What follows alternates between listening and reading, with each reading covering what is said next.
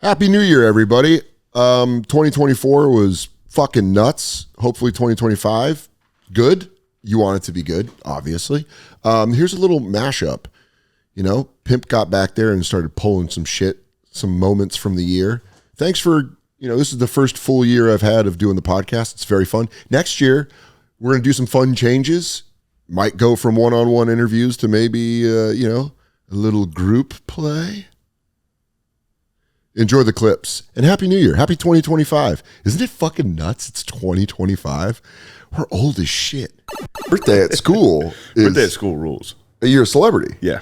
That was your first taste of celebrity. Yeah. It was going in being like, someone's 9. It's December 11th. It's Shane Day.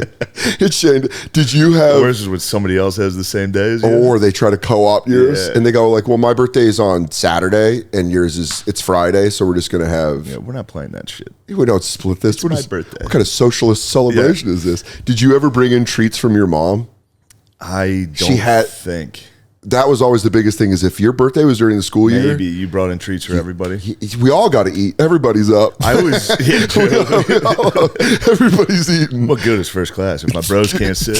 You know what I mean? Yeah. Are you worried about AI at all when it comes to like, there's rumors AI keeps coming up over and over again. Well, it's everywhere. Now I'm hearing people are using it to write jokes. Well, what is it? That's the whole point. It's like, what is it? Is it a whatchamacallit? Is it an actual computer? Yeah, like chatbot, where they take everything that's ever made, and then they like produce a new. Sure. Well, this is what I've said before on multiple podcasts, is that, hey, there might be a computer program that can write poetry and music, but can it work at a coffee shop? No. Till it makes it. No. I don't think so. That would can be it great. live off a girlfriend in Brooklyn till it makes it? No.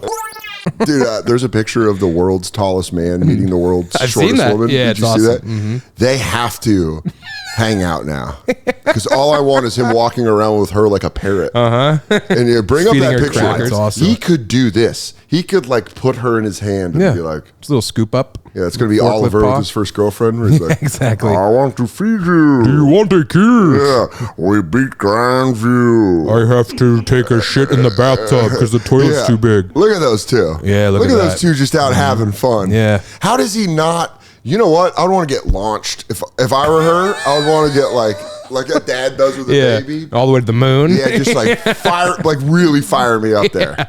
I want you to granny shot me up into the air. And by the way, put some English on it. Yeah, a little backspin. Flick it a little, so I'm like, I'm not wearing panties. Yeah. Flip me. Oh! There's a whole trend on TikTok right now where people are self-diagnosing themselves autistic. No doctor. Not one medical professional consulted. It's just them, 2 camera, right down barrel. They're like, I used to be afraid of large crowds. I thought I was socially awkward. Turns out, I've been masking my autism for 27 years. What if we only use the word retarded for those people? That's it. That's it. Your wife's from New York too, right? Yeah, well, she's from Long Island. It's not exactly New York. It's more like New York's Kentucky. I mean, only in a place like Long Island would they elect George Santos, who lied about everything. And then back him still. Yeah, they still... He didn't get... The people in Long Island were like, I don't know, it's kind of funny. All you got to do is hit a couple of buzzwords to win. And we could run in Long Island and win. All you got to say is close the border, get the gays away, get rid of MS-13. And how great is America? And get rid of the commies. Yeah. And then they're just like... No socialism. Yeah. Go America. And they'd be like, yeah. I think I'm going to vote for this guy. And then they go, make the Walt Whitman Mall open for 1 more hour. And they go, I'm voting for this guy. They go, oh my God. Yeah. Also, they made the LIE like mad fast. Shredder's, I remember pausing the movie to watch... to look at his costume, or his outfit intricately, because it was fucking rad. That helmet was so cool. You're talking about the original? Yeah, the OG. TMNT. Yeah, the original. The best one. It was so cool. Where looking. April kind of wanted to fuck Raphael? She did, 100% she did. That was a weird thing that I picked it up as a kid, and I was like, "Lady, you're trying to fuck a big turtle, you freak." Yeah, but you don't know what he's packing, dude. Dude, she's like, April O'Neil had some horrible ex-boyfriends to get her to the point where she's like, fucking a turtle. I'm gonna fuck a turtle. Some guy named Lance, and he goes, "Yeah, you remember April, that stupid bitch reporter I dated? Yeah, what happened to her? She's dating a ninja turtle." Good luck. I heard those guys are pretty sick, though. And I'm not then gonna lie. he's like Raphael and April, when their relationship's like kind of on the rocks, and he's like, "Hey babe, did you see my sigh?" And she goes, "I washed it." And he goes, "Fucking wish I still lived." You can't wash it. I said that. It's like a cast iron pan. It rusts. You just have to baby oil it and put it fucking back. Casey Jones absolutely would have been a part of January 6th. Yeah, without a doubt, dude. One of the leaders, in fact, like one of the first in for sure. Like, I got a whole golf bag full of weapons. Yeah, dude. It was baseball bats, golf clubs. My favorite action figure of the series was Casey Jones. Yeah, it was the coolest. It was the most. It was the most real of a guy that you like in your family. Like that's like an uncle I have. You know what I mean? My uncle Casey hangs out with Ninja Turtles. Yeah, and everyone goes, "Yeah, we're trying to help him out." But he got on some internet, some fringe shit. He's falling off the wagon. Yeah, QAnon led him to hang out with turtles underground. Because I'm telling you, there's and they're Democrats. Yeah, they're all libs. Yeah, they're all fucking hardcore libs down there, dude. Turtles are libtards. And you go, Casey Jones, what's up with your fucking bad attitude? Chill out, Casey. Yeah, man. that whole world, like Seth Rogen, I watched it one night in the hotel. He did a great job with the new Ninja Turtles. Yeah, I heard it was. I didn't watch it, but I heard he did a good job. Teenagers, they kind of like, you were waiting for them to do that with Spider-Man, like actually make him a teenager. Yeah, make them kids. Because that's what they are. Because in the original, they were all grown men. Yeah, they were like 45. Hey, Master Splinter. Yeah. The voices of contractors from like the fucking. Hey, Master Splinter, why can't I eat no pizza up there? I got to figure out my 401k. Then we'll take the enemy on. The next evolution in Teenage Mutant Ninja Turtles is letting us write a very adult script with all the things we just. That's actually rad. I would like no longer Teenage Mutant Ninja Turtles. Would be great to see like geriatric Mutant Ninja Turtles, or just like mid-40 turtles. Yeah, bad. Someone has sciatica. Oh, Donatello's in love sciatica. with an OnlyFans girl. Like he's gotten suckered because he's a nerd. He gets catfished. He's like, I'm flying around here from Russia. Oh, stop! He's on 90 Day Fiance. He's like, I moved to New York sewer system. They fight Shredder. I know Michelangelo would be dead. Who would? Because I think he would be the one to part. Because Donatello would be doing the best financially. He'd be successful. He stashes money away. Yeah, 100%. Dude. Raphael's at Rikers for a violent crime. He's Rikers for sure, dude. And he's tried to escape a few times. Yeah, but he's holding it down. Yeah, the ninja skills help. Yeah, Michelangelo is dead because he is a party dude.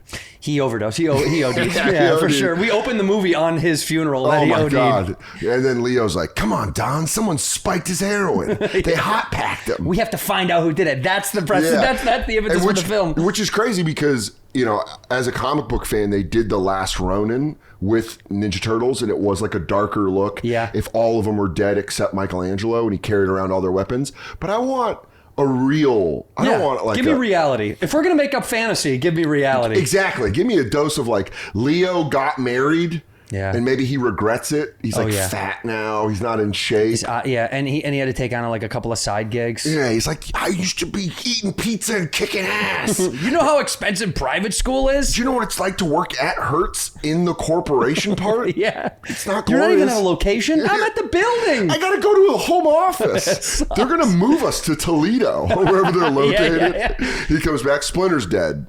From cancer, from some weird like. He died. Unfortunately, he did die. In fact, it turns out fucking with that ooze. That ooze was it. Yeah, loaded with carcinogenics. Yeah, how could we have known? Yeah, it was glowing. It was radioactive. It was right there, Splinter. Splinter, right in front of us. I could have never guessed. I didn't know. How could I have known? The tumors were the size of softballs. But by the way, his last words, he smiles, and as he does, he has goo in his teeth. Yeah, he has a really ominous laugh too. I didn't like it. It was so creepy, dude. It fucked me up when I was a kid. Yeah, because you see him scurrying around and you're like... He's supposed to be a father figure. Even to the viewer, he's supposed to be this like comforting father figure. But when he would laugh and stuff, it made me really uncomfortable. You know what it was like? Because we were both raised by single moms. Mm-hmm. It was the boyfriend that you liked up first, and then it wore off. And you're like, I don't know if I like Keith. Do I like that guy? Yeah, you're like, he laughed weird. And it's that thing. It's one thing to do. Right. Where they laugh weird and you go, I don't like that. Yeah, like the guy that laughs after he says something. That's a guy I knew in my family that he'd be like, well, that's how it is. Every time. And you go, what is that? Why are you laughing? I hate it, dude. It bothered me so much. Why are you laughing? Why do you do that? Why? I always ask like a curious African guy. Yeah. Why do you laugh like that? Well, that's that clip. Why are you gay? Yeah, it's my favorite. Who says I'm gay? Yeah. You are gay. You are gay. Who says that? You are gay. That guy rules. He's so for sure about it. I remember when my favorite time that was used on the internet was they were talking about cross-platform Xbox players playing with PlayStation. They go, all the PlayStation players to Xbox. Why are you gay? And I was like, dude, what a nerd. What a nerdy way to use that clip. Dude, there was a... Why are you gay? By the way, I want this. Oh, I mean, that's a holy legit... shit. That's legit, Fins dude. up, dog. That's from McDaniel. I know. Fins, I can tell. Who else would it be from? But he sent me it, and I was like, you just sent me a ball? You just put it in the mail? Like, he gave me a box with, like, a bunch of dolphin stuff. Because when your friend coaches... It's like your oldest friend, right? He's like childhood friends. Yes, in 7th grade. He will. I'm trying to get him on the podcast. I'm like, dude, come up because I want He's to. So good on media days. He's He'd hilarious. Be perfect on That's this. him. That's 100%. No, him. you honestly can tell. The vape joke was my favorite. When he hit, I mean, dude, what's funny is I was at that game. They pressed him about it too. I was at the game. Yeah. And he hit the vape on TV. It was so rad. And they were like, I was like looking at Twitter. Just like halftime or whatever happened. Might have been between the 3rd and 4th quarter. And I was like, I'm sitting next to his wife. And I was like, shit. And she goes, what? I go, Mike got busted vaping. And she did like not even like, oh, he wasn't. She was like, God Michael. Michael. I told you. But also, why can't a coach vape on the sideline? They used to rip butts in the dugout I don't baseball. understand. Yeah. Well, football coaches used to smoke cigarettes on the sideline. Here's what I'm blown. They're not playing. Here's what I'm blown away with vaping. Yeah. And this shows my age. And you're the same age. I'm blown away when people vape or do snooze or zins without ever smoking cigarettes or dipping tobacco. In their whole lives? In their whole lives. Yeah, you start with a vape. Yeah, Katie weird. and I have this conversation a lot. Yeah. How the fuck are you going to start with a vape? Because we both miss smoking cigarettes so bad. I like it. Did you like vaping? No, smoking. Oh, how long did you smoke? You started at Arizona State? Yeah. I mean, I started late high school, but then I really got into it in college. I mean, Arizona State. Yeah, you had to. It came in the dorms. They gave you so like, cigarettes. here's a pack of Marlboro Lights. When you move in. Also, here's a starter kit on how to do coke. First of all, it wasn't Marlboro Lights. You know what it was. It was Parliaments. Parliaments. I should have thought ASU. ASU, yeah. With the coke. Yeah, a little coke bin, dude. Yeah, you never. That's how you found out which one of your friends did blow when they bummed you a Parliament. You're like, why do you only smoke Parliaments? It's just convenient. Yeah, they go, I don't know. It's cool. Okay. Look how the filter looks in the thing. And you're like, all right, just put a bump in there if you're going to give it to me. Yeah, dude, why is your jaw off the wire right there? Like, I think I started and stopped a dozen times. I actually talk about it now in my act. I smoked again. It's been like 6 months, but I was what took you to it again. Just life bullshit. Can I ask you just something? Getting me back into the darkness. This is almost like a sexual thing because I want to know what it's like. I'd walk to the club and smoke. That was like my favorite thing, by myself, quietly. What was the first one like back? And how did you get there? I got there for some really bad family news. Okay. And I was great. like, and I went Can I tell you what? Sure. I can see that coming. This is so fucking stupid and funny. I bought a friend of mine in my neighborhood because I live in like a suburb. Yeah. And I bought a little electric scooter that I could just putz around the neighborhood for fun, like go to the store and get some. It's fun, and no one sees me on it. But it was, dude. This is like such sad stepdad shit. When I got this terrible news, I just got on the scooter and I told my lady, I was like, I'm just going to just cruise around for a little while. Just to like clear my mind. Ride. Yeah. So I just put my headphones on. And also the noise an electric scooter makes when you first take off is such bitch shit. I know, dude. It goes. Dude, it's awful. And then I went to my local convenience store. Pick up John Connor and run from the Terminator. Get on. I went to my local shop and I bought, I don't even know why. I wasn't going to, that wasn't really planned. I just stopped by. So you didn't have the thought on the drive Not really, no. That little convenience store in my neighborhood I go to all the time for like snacks bullshit. And I thought maybe I wanted like a candy bar or a piece of gum or something to drink. Something naughty. Just something, anything, just something. And then I was like, fuck it. I don't even know. It literally hit me out of nowhere. And then I got a pack and I went to a park. What'd you get? I bought American Spirits. Listen, natural tobacco. I just don't smoke anymore. Giving money back to the natives. That's right, you know? I love it. Hey, how are you? Yeah. And I just bought a pack of American Spirits. It was like the first thing I saw. He who hears bad news Moss. Thank you for buying American Spirits. He who smokes when sad.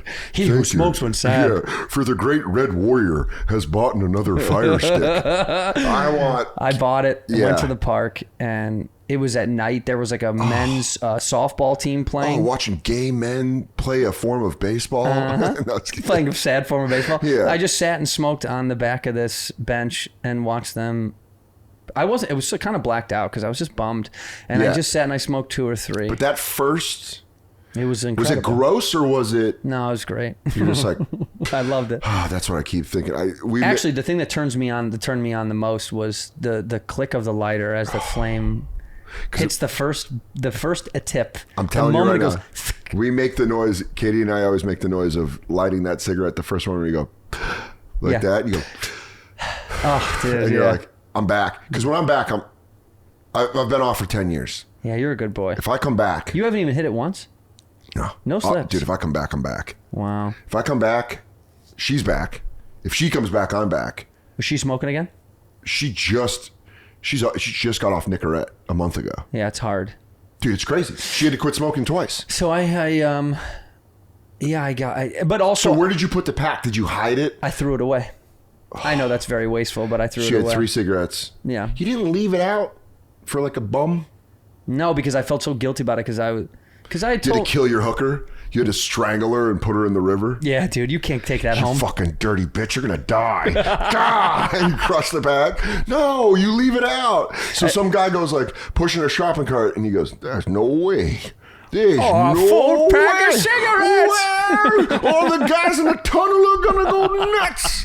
Yeah, dude. Wait till I tell the turtles. Oh, Leonardo's gonna shit. Little tiny pellets, because that's what turtles shit. I thought about it, dude. I thought about. So you saving throw it away. Yeah, I but threw you're it not away. done. You just said No, I wasn't done. Yeah, no, I You're went. never I went done. back to the well a few times. I'm good now. I'm actually in much better. I'm good now. good. I'm feeling- Did the family stuff shake yeah, out? I mean, it's all it's still like sad? everything. It sucks, but I mean, like, I've since dipped my toe in a few more times. I had a little bit of a run, but I put it away again. Because I'm going to tell you right now, where Yeah. I fantasize, it's like the 3rd time you're fucking around, where you're on the road and you're like, I'm going to go get us some smokes. Yeah. And then you just have a smoke in the back of a venue. God, smoking on the road. The best. Just smoking at work. Anyone will agree. Yes. Any job you have, smoking cigarettes cigarettes do 2 things for you that are that should be on the pack as benefit to counterbalance the mouth cancer Yeah. they're going to tell you you're going to get. You can get out of any bad conversation, Yep, I gotta go smoke. and it gives you something to do at work that isn't work. Yeah, it gives you a break. Yeah, it's a a break. legit break. Yeah, Smoke breaks when I was a waiter were the best. rad. Hey, watch my section, and then you'd go outside and just have that like, Takes you away. You really get to it's truly like an escape route for a Yeah. little bit, like a little. but then little when you bit of keep time. going and you wake up wheezing and you wake up and Yeah, fucking dude. your hands Obviously, are you know the tingling. detriment, and also if your significant other doesn't like it, then it's a whole conversation. How again. did you? So this is great. I told her pretty quickly that I was You bummed. just walked in. You're like, baby, I smoked. No, it was later in the She night. would kill me if I smoked and I didn't do it with her. Right, of course. I would be in trouble Yeah. if I brought home a pack of Camel Lights and I went like, "This is gonna happen."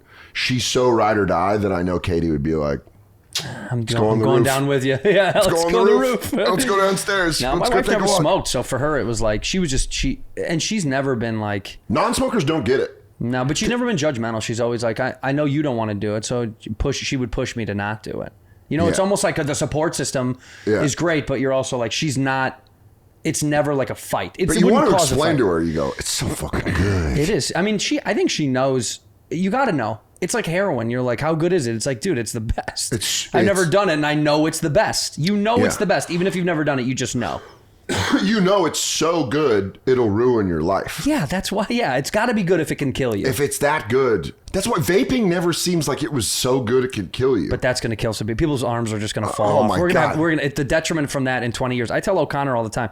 He rips at that thing all day, every day. And St. Germain's like that. I have a bunch of friends that rip vapes All and you're day. like, you know what it reminds me of is when I used to do weed, when I would vape weed when it first came out. Like when it first came out, Yeah. I was like, oh, what is, I could just smoke. But then I noticed I was getting stoned in a worse way. I was getting stoned in a way where I told Big J it was like hitting a flask all day.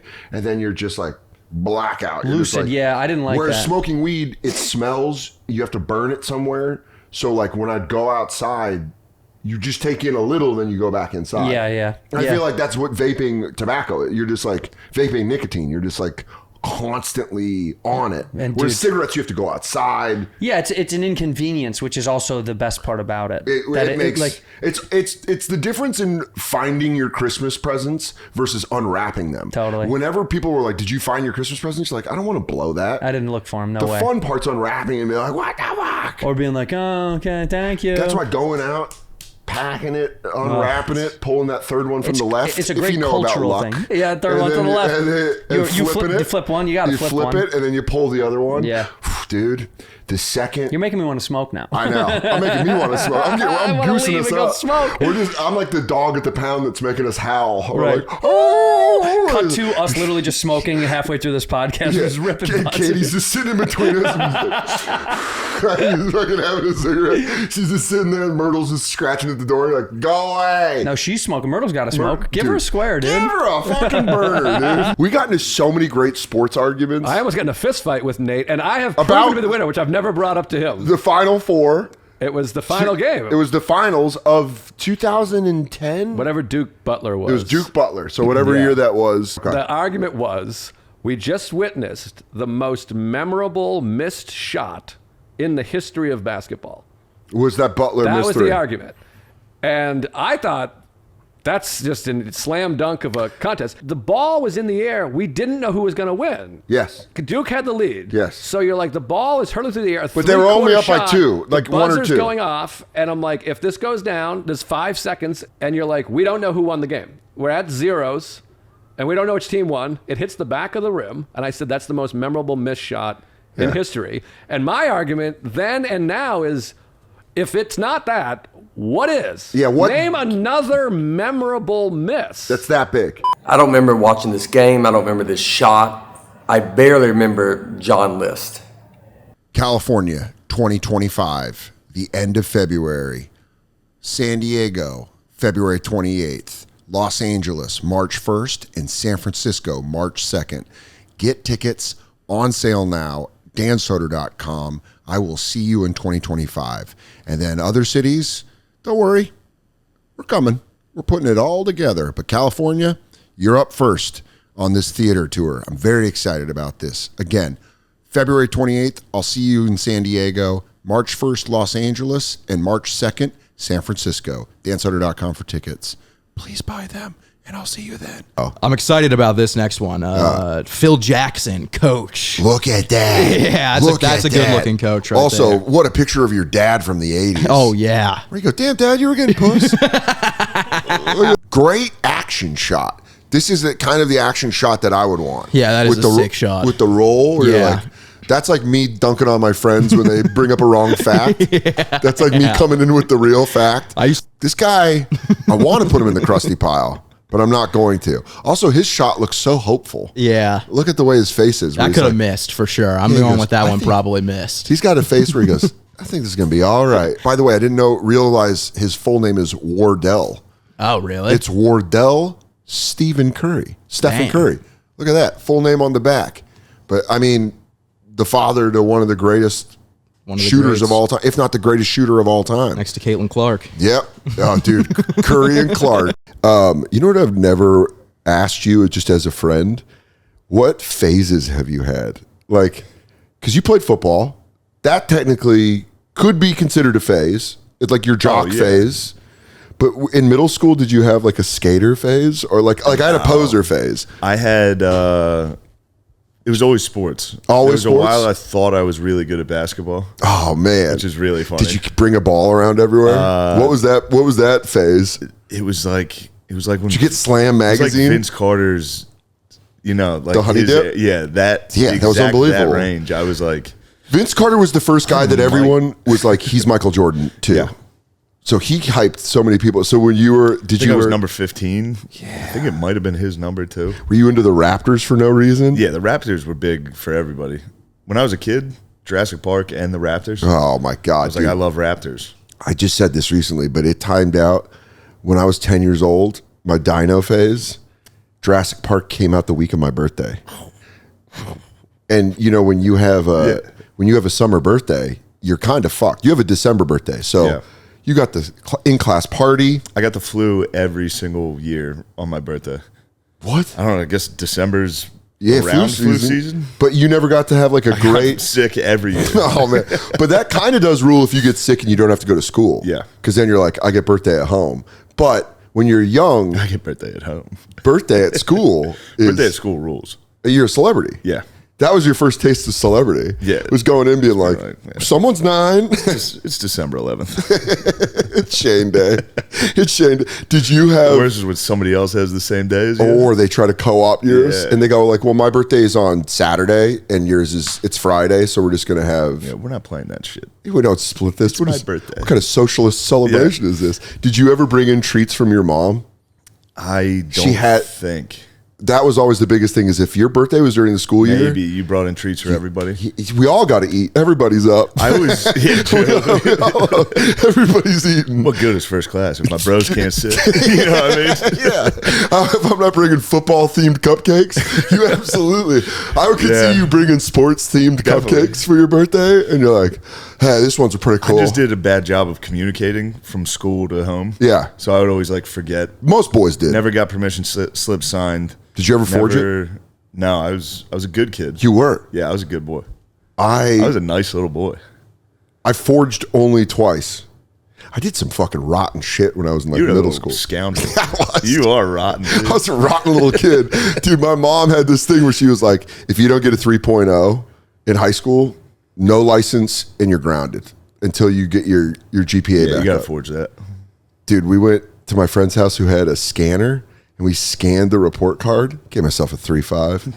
It was nice. It was midterm report card, so it didn't really count. That's pretty smart though. But I was like, and my mom was like, "This." She watches this. This will be the first time she finds out about You're this. really doing something. This kid's gonna be something. She goes, "I told you that screaming at you incessantly would work. It worked. It just made you a little piece of shit." Yeah, she goes, "I gave you the Joe Jackson treatment. I just yelled at you until you were Now great." you got a 3.5 in high school. You're a fucking genius. You're not going to some state school. But basketball phase, what was that when you were young? Like young? I was hockey phase for a while. Dude, I wanted to be let me ask I wanted you to be a goalie. Yeah, you'd be great goalie. I thought I was, but I was terrible. You know what? You're a great goalie in a Disney movie. Yeah. Yeah, Goldberg. You got Goldberg. You got Goldberg energy. You could go like, you would do this a lot, guys. When they're all skating away from you on their rollerblades, you go, guys, come back. Did any of these? Here's just my question, because this is what I went through. Did any of those phases line up with video games? So like NHL '94 comes out, right? NHL was, yes. You would think in 6th grade, NHL '94 came out.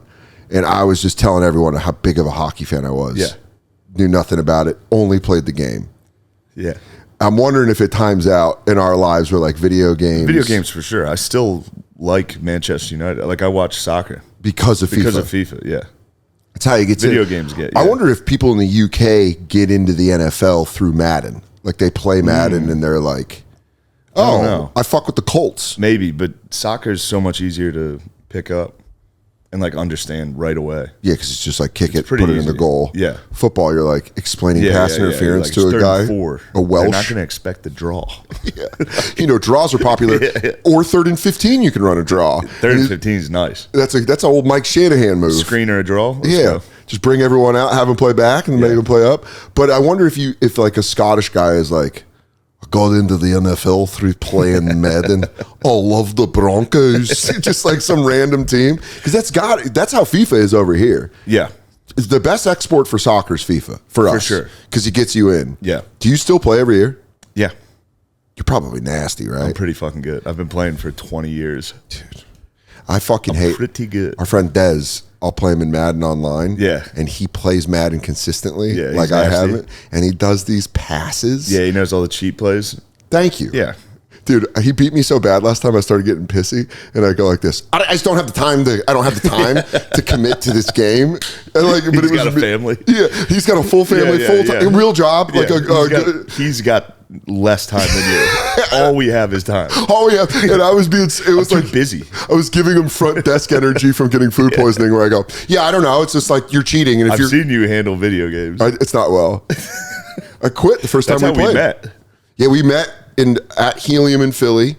That was when I was bringing the PS4 around, and I was like, You're like, I'm playing Madden. I was like, I'll come fuck you up if you want. but You got the first one. I got the first two. Made your ass quit, dude. Third game, you made me quit, Made and that's his ass because quit. Dude. that's because you I was up like the Broncos playbook two that year scores. was trash. hit I you with an randomly onside, hit you with an onside kick at God damn halftime. it. You Sean Crazy. Payton me. Crazy. You Sean Payton me at that Super. It made me so mad.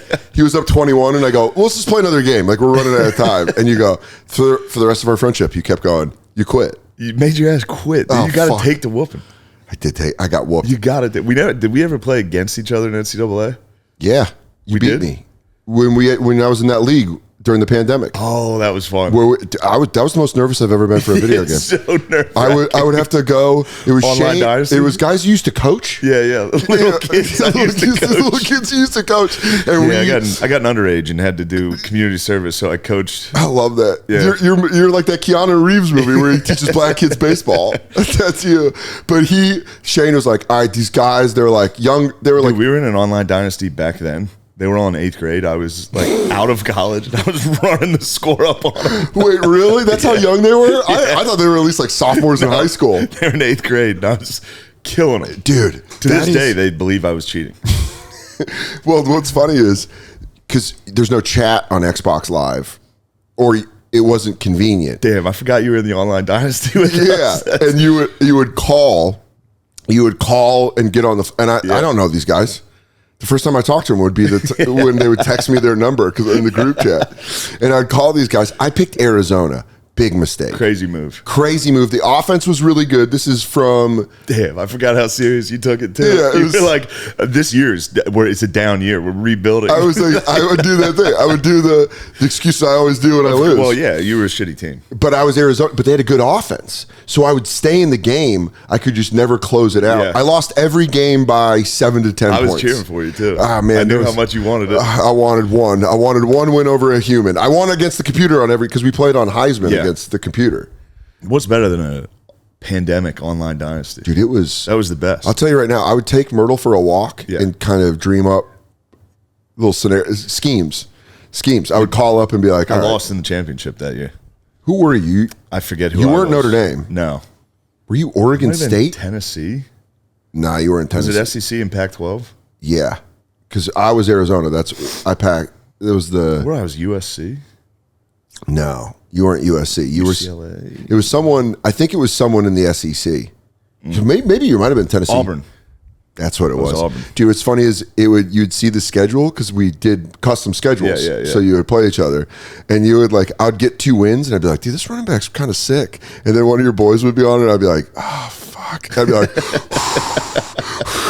Getting ready to call him, dude. It felt nervous. It felt like a first date. It's like, are you going to be home at 6 p.m. so we can get the online? That's what it was.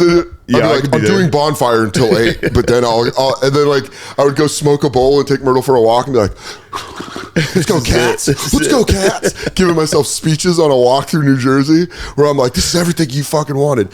We got to do that with the new one. Yeah. Oh my god, how Like the excited new are one's you? going to be, I can't wait. And That's you when said I'm done. yesterday you The said career's done when it comes out. I'm done. I'm tired. they follow it on paper and they go like, dude, SNL, this guy's at the top. Why? What's the drop? Yeah, And that's then- going to be my Chappelle going to Africa. Yeah.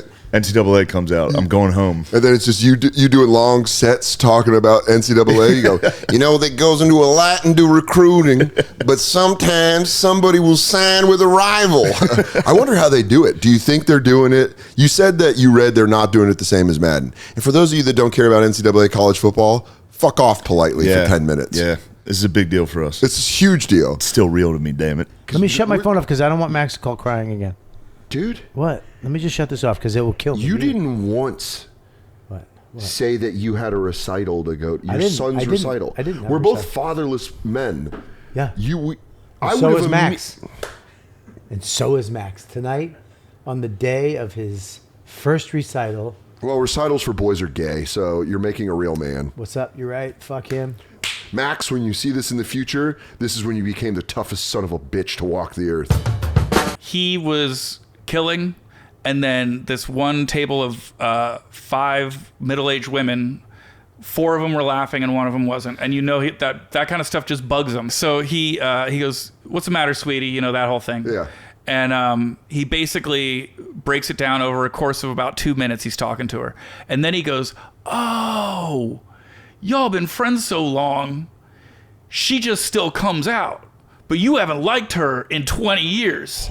And when he said that, they laughed so hard because they were not ready to hear that from a stranger, right?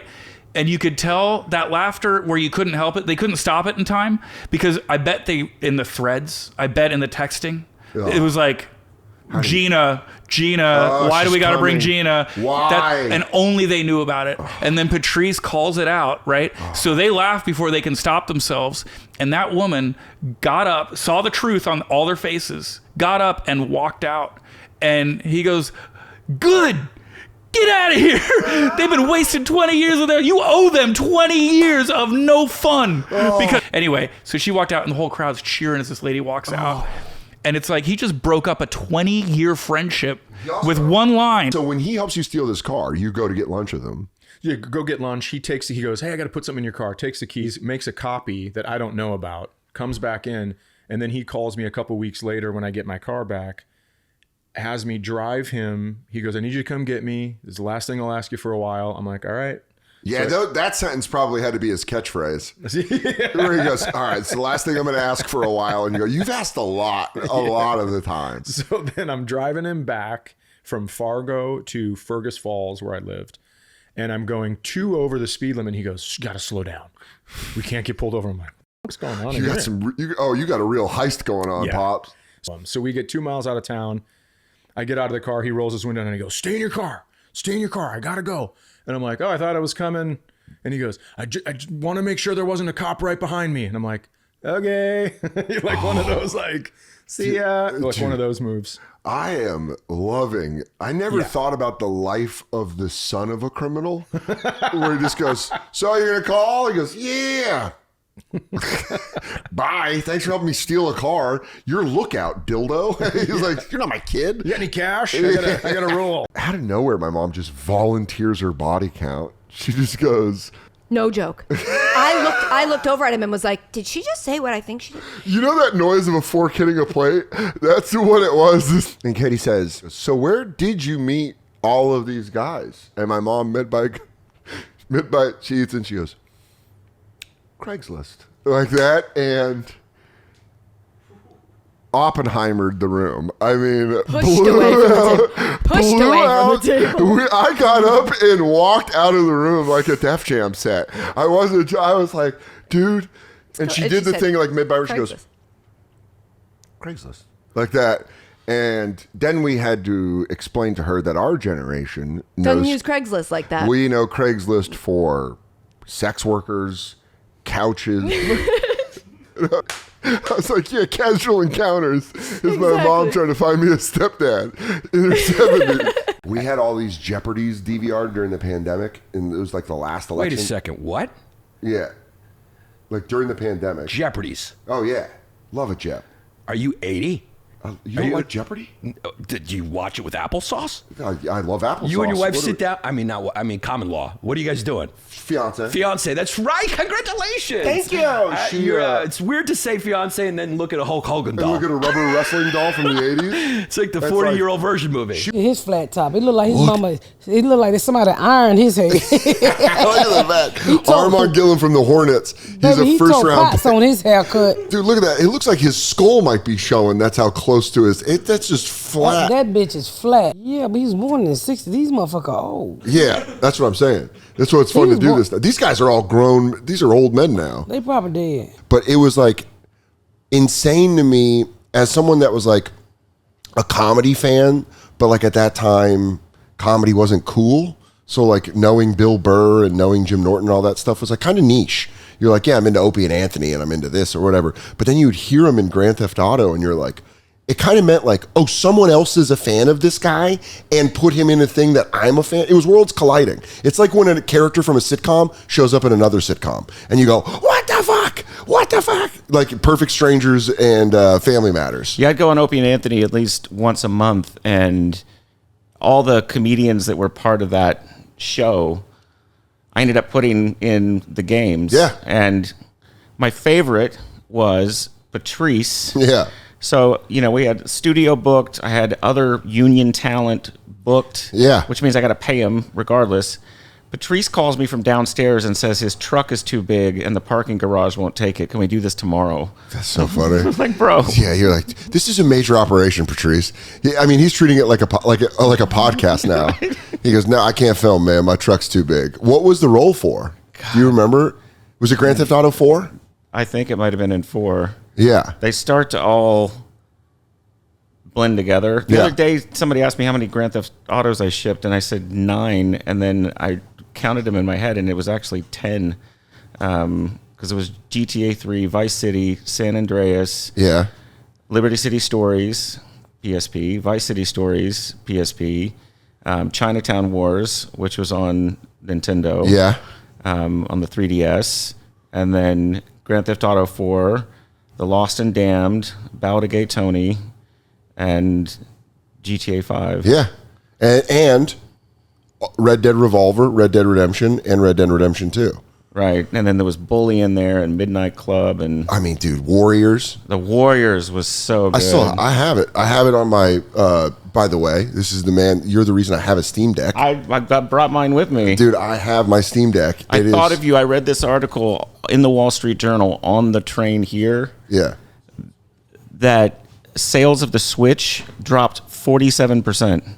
Well, Steam Deck. It's brilliant. It's unbelievable. Also, and I'm not advocating this, but I had mine jailbroken by my friend Joe. So now I have PS2 games, but I immediately asked for Warriors. I was like, no, I want to play Warriors because it's so fun. You go back and you play it and you're like, it's still, honestly, one of my favorite games. I'm in a real Rockstar kick. I'm playing Max Payne 3.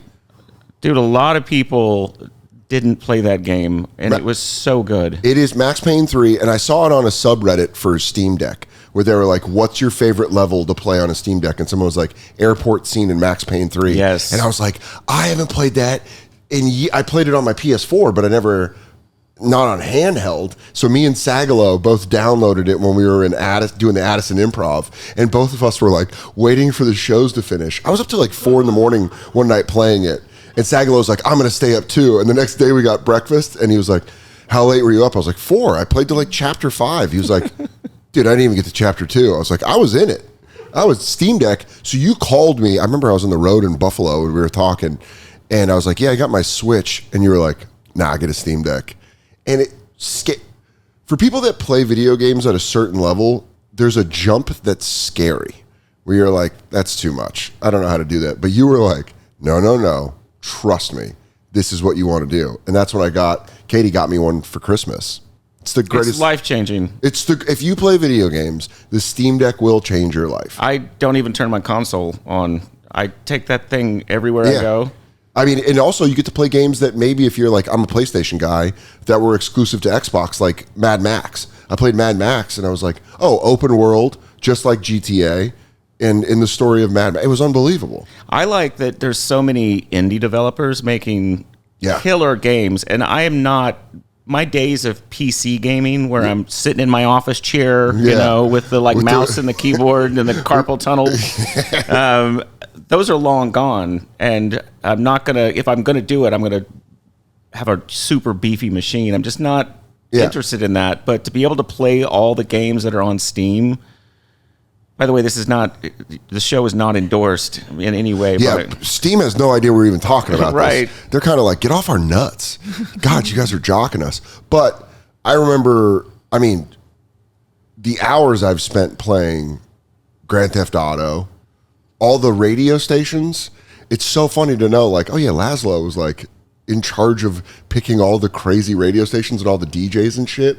And I used to love circling through and hearing comics. Because to me, that was more important than like a comic showing up in a movie or something. Because it was something I'm going to spend time with more than a movie. Yeah. After GTA 3, we knew that we were onto something because people were just driving around the game, listening to the radio and not doing missions. And killing hookers and then getting money for it. And so they would spend, like 2 hours driving around listening to the radio. And they're like, oh, yeah, maybe I should go do a mission. Let me go to that yellow dot. It was also a bit, if you remember, it was a bit more punishing back then. Games changed. They used to be really punishing. So you could complete a mission and be driving back to your safe house to save and get killed and have to do that mission again. Katie and I were talking about this because on the Steam Deck, now that it's jailbroken, I have all these Sega and Nintendo and SNES, specifically N64 games. So I'm playing through a bunch of games that I used to play, and I'm like, these are so much harder, and they don't save. So when you fuck up, you got to go all the way back. Now with the PS5, you finish and they go, do you want to go right to where you died? And then you can just pick it back up. But like old school video games are like, no, fuck that, bud. You're going back to the beginning. They also put some clever tricks in games now where if you failed a mission several times, they'll start to change the mechanics where like the bad guys don't aim so good. You know? Like, oh, look, I finally beat him. You know what's so funny is that's what makes me spaz out is when they like will tell you. I was playing Ghost of Tsushima and I was dying on one level and I was playing on hard and they go, at any time you can adjust the difficulty level. And it's like, fuck you. Dude, I get so angry when that pops up. Fuck you, dude. Don't fucking placate me. I'll play this at the hardest level. But, I mean, GTA 3, you were at Rockstar for GTA 3. And that was, I remember, I mean, it was 2001, 2002. 2001. But 2001, it really took off. I mean, word of mouth. I was in college, and I remember coming home for Thanksgiving, and people being like, did you play Grand Theft Auto 3 yet? And I was like, that's that game? Because Grand Theft Auto 1, you're just in a car. Right. Well, and it used to be top down. Yeah. So you just drive a car around from the top. So it was weird. And I remember being like, that doesn't interest me. And they're like, oh, no. That's not what the game is. And I remember being at the University of Colorado and my friends, I was visiting. I was in my friend's dorm room and his roommate was showing me Grand Theft Auto 3. And I was like, this is the greatest game of all time. The craziest thing was I worked on the game, you know, doing all the radio and stuff and directed a bunch of the NPCs. Yeah. Which they didn't have that much dialogue back then. But I never actually saw the game. Really? And then I saw it sort of in the distance in the office. Would you weren't curious? You wouldn't go over there and be like, hey, can you show me a couple? We had a limited number of weeks to make all that radio. And so it was basically like I would come into the office, Dan Hauser and I would have a meeting. We would go to his apartment and eat anchovy and onion pizza and crush Diet Cokes and packs of cigarettes and write that stuff. And then I was furiously recording all of that and directing it and editing it. And so the day the game came out, Terry Donovan, who was one of the founders, drives by my house, and the only reason I had a PlayStation 2 was because Rockstar gave me one. Really? Dude, there was a while there where getting a PlayStation 2 was really hard. Dude, you're talking to a guy that got high, drove to Boulder from Aurora. I didn't know where I was going. I just knew that I called a GameStop in Boulder that said, we have a PS2.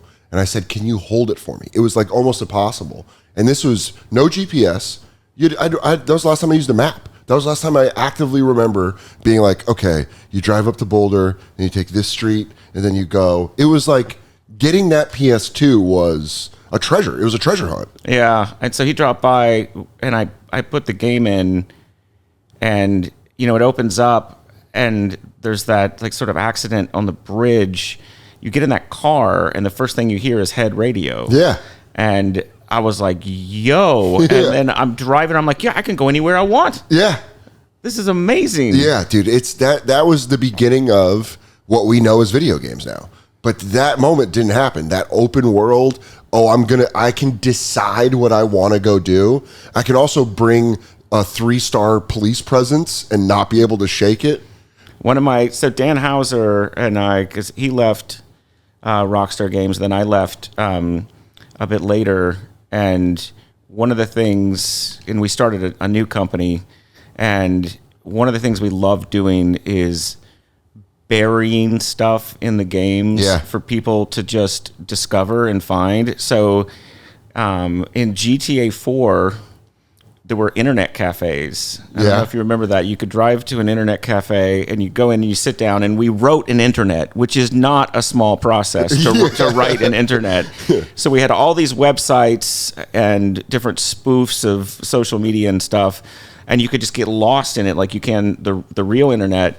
And there was this, in a previous game, we'd come up with this fake brand, called Little Lacy Surprise, and it was a spoof of Underoos. Yeah. So when we were doing Vice City, I watched a ton of TV commercials from the 80s. Well, because it all takes place, for those of you who aren't up to date and you lived under a fucking rock, Grand Theft Auto Vice City was basically a parody of Miami Vice, Scarface, the 80s, the Miami 80s nostalgia, which, let me tell you right now, I remember how excited I was to go to GameStop to get that.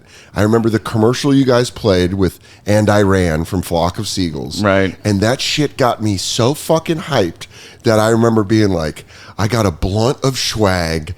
I got my fucking Vice City. I'm playing for like 12 hours. So there was a commercial in there that we did was a spoof of Underoos, because I watched these TV commercials, these Underoos commercials, which, they put like superheroes on little boys and girls. Yeah, underwear. I had them, dude. Watch the commercials. Go on YouTube. Watch. They are pedo central. Really? It's like, oh, look at the little girls in their underwear jumping up and down on the bed, dude. And so pedophiles were eating good in the 80s. So they're like, this is just on basic. I know cable. They're so upset now. Like the obesity epidemic, it's really screwing up my vibe with the kids. Abs? Well, I wanted kids that were doing flips. Kids were ripped. Yeah, these fat kids can't even do flips jumping on their beds anymore. So we had a radio commercial in that, and then in GTA 4, when you're surfing the internet in there, it said there was a link that said, click here to see more of the Little Lacy Surprise, a children's beauty pageant, right? Yeah. So you click on it, and instantly you get a 5-star wanted level, and the thing comes up and says, the FBI has tracked your location. So you jump up from the seat in the internet cafe, and cops are swarming the place. And we love putting stuff like that in there. What I love about you telling us this right now is someone's watching this podcast that might have done that and tried to tell a friend, but then didn't know how they got there. But they didn't want to say, I really wanted to check out. Yeah, Little Lacy Underoos Surprise, but then I got fucking 5 stars. Oh shit! You might have stopped someone from being a pedophile because of GTA. Or they're like, dude, that's 5 stars. I don't do that shit. Well, and you're boxed in. You're in an interior location, so. That's so crazy. Well, if you have the unlimited ammo and gun thing, you just pop that code in and then you make those cops pay for coming to get you. That's what I would do. I'd get so frustrated that I had it written down in a notebook, like the unlimited ammo, unlimited guns. And if I was failing a mission, I'd be like, fuck this. And I'd just pop it in and just have one of those, what's the gun that you hold like that? Oh, right. Jesse Ventura from Predator. Right. I'd just be like, just mowing everyone down. Dude, Vice City and all that. I mean, I remember how excited I was living in New York. I'd finally moved to New York when Grand Theft Auto 4 came out. And now it's a common thing that I do in video games that are open world, where I want to explore. Spider-Man 2 came out. I wanted to see if we could find this building. Because we're kind of close to the Flatiron. And so I told Katie, I was like, right when we got Spider-Man 2, I was like, we're trying to find our building. And it's like... Grand Theft Auto 4 was the first time I did that. You guys had the Astoria Beer Gardens. You guys had a pretty accurate New York City. And if you drive into the Queens part of it, which is it's called like Kings or something, there's a beer garden that's based on the Astoria Beer Garden. And I went down the street and I showed Vecchione, who's an old, he's always had old man brain. So he's like, what is this, video games? But I'm like, dude, this is our apartment. It's under the train. And he was like, that's pretty cool. So for GTA 4, I went to Miami to do press. Yeah. Right? So I went to go do press on these radio stations. And I'd never been to Miami, but I worked on Vice City, right?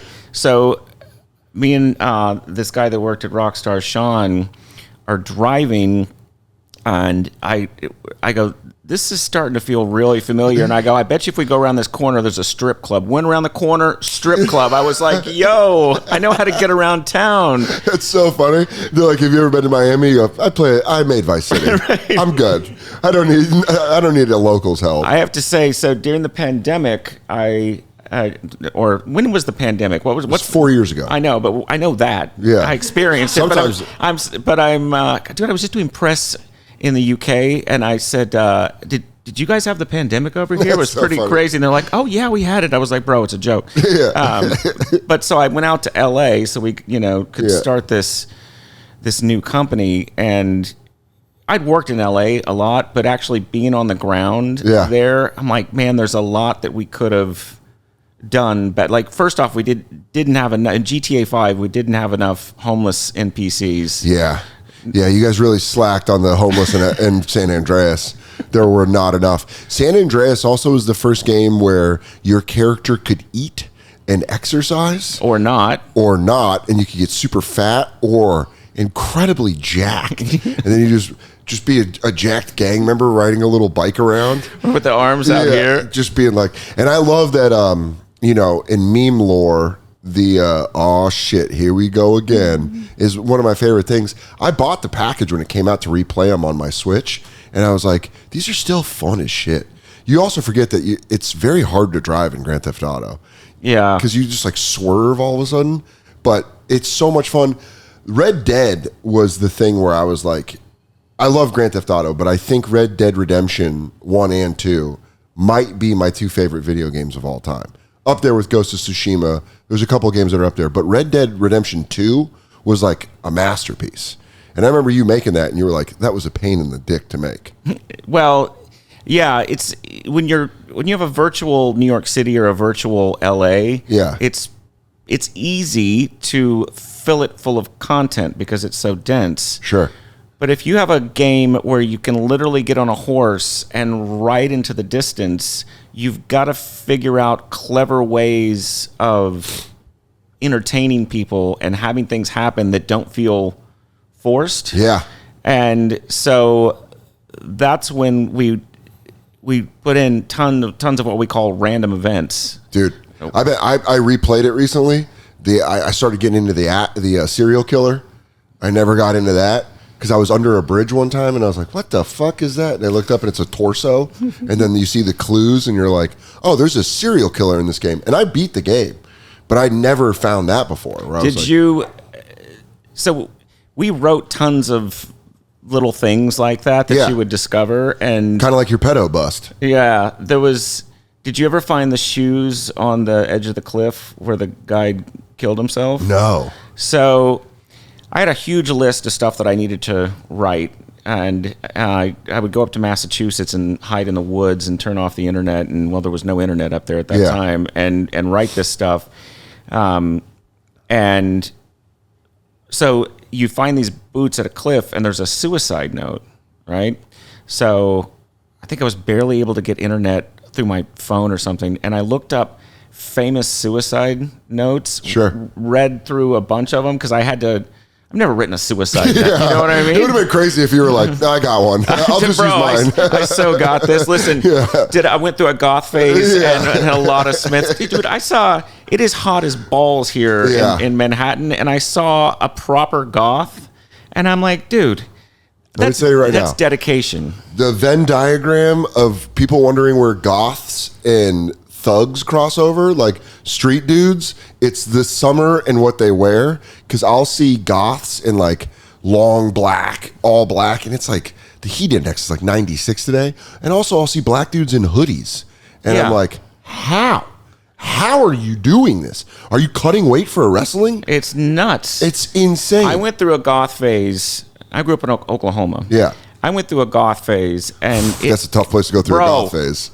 I was just there 4 days ago. 105 degrees at 8 o'clock at night with 100% humidity. Life is pain. It's bad. And so at some point I go, maybe not wearing all black and chains and like mesh and leather and mesh and Smiths and Cure. And that's a winner look. So Get sad. Get that seasonal depression goth. Yeah, I transitioned from that into a deadhead for a while. That's the way to go, because then it's a lot less clothing, a lot less deodorant. Better drugs. Way better drugs. What are goth drugs?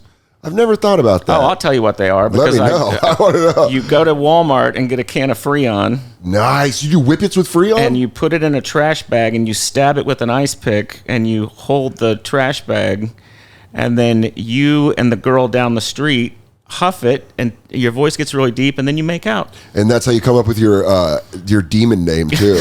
You go, my name is Azabel.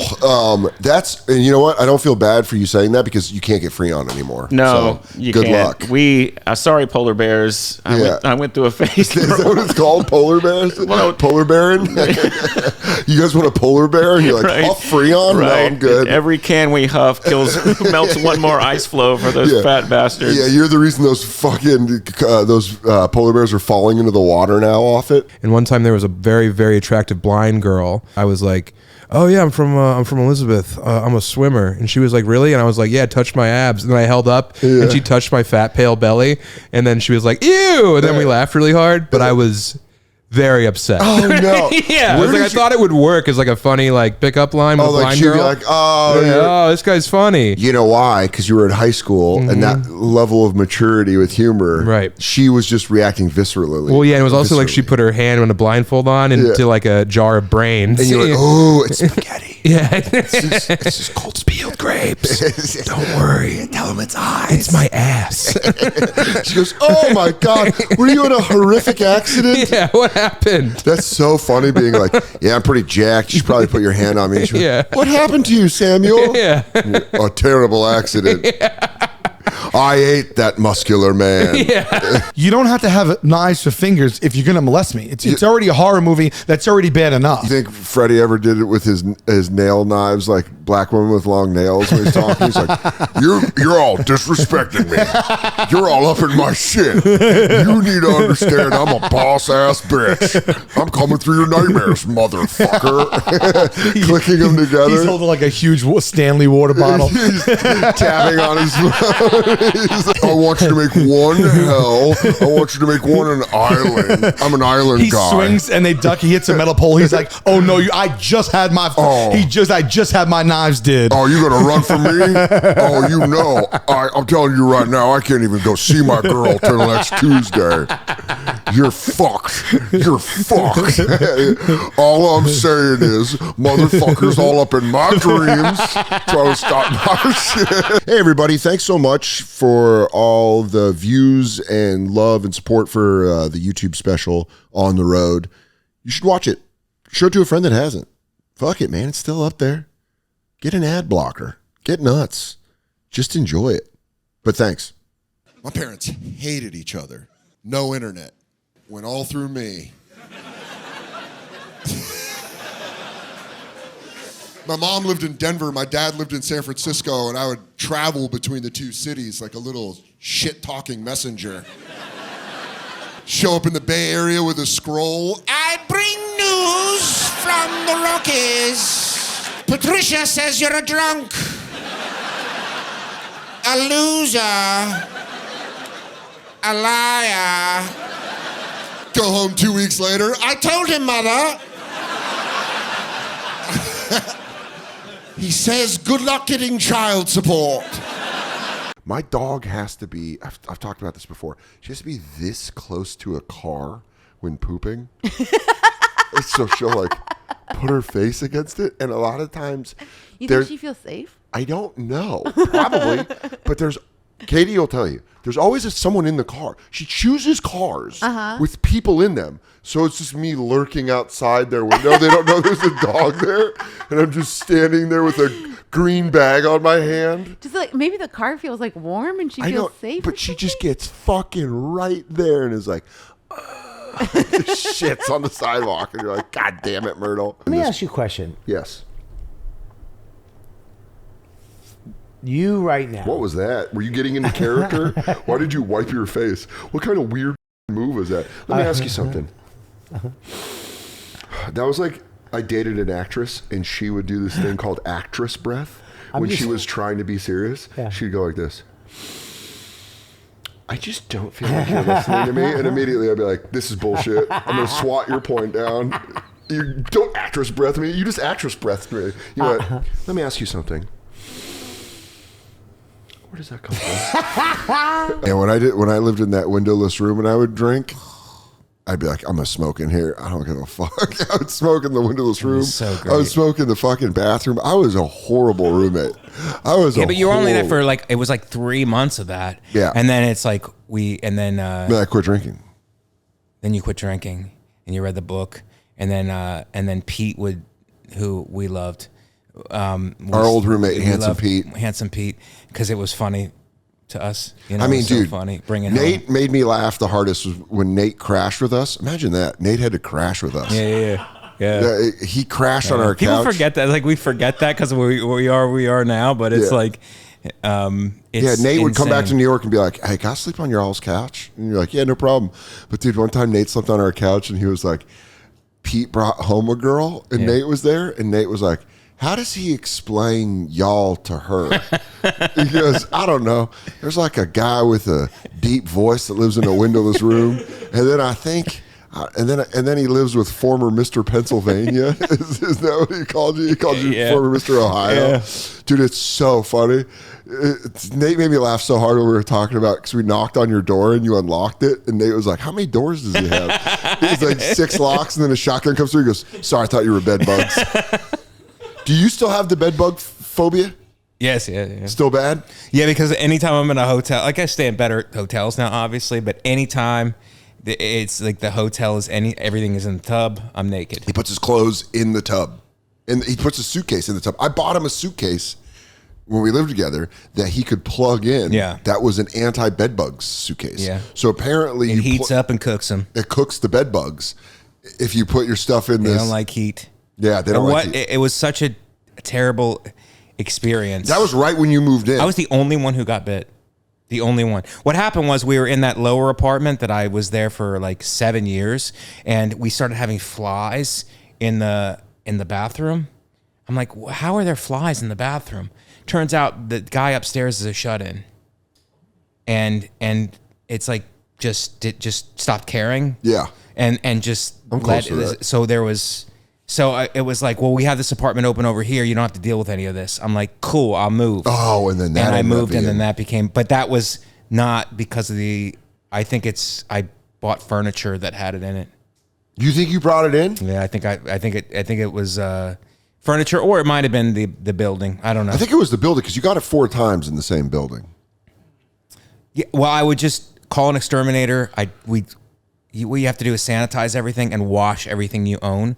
So we'd bring everything to the center of the room, clean the closet. It's like moving. Yeah. It's like moving once every month. It's like you bring everything to center. They spray and you're like, you're good now. So it's like, then you put everything back and then you get bit again. And then it's like, okay, now we got to do it again. It's like, okay. So before I moved in with you, I got all of it. I paid to get all of it. Put a specific kind of mover. Yeah. That they put it in a moving truck and then they zap it. Yeah, they zap it. They leave it overnight and they steam it to make sure that. But I threw most everything out. People remember when I moved in, I put all the boxes. It was like that for like maybe 5 years.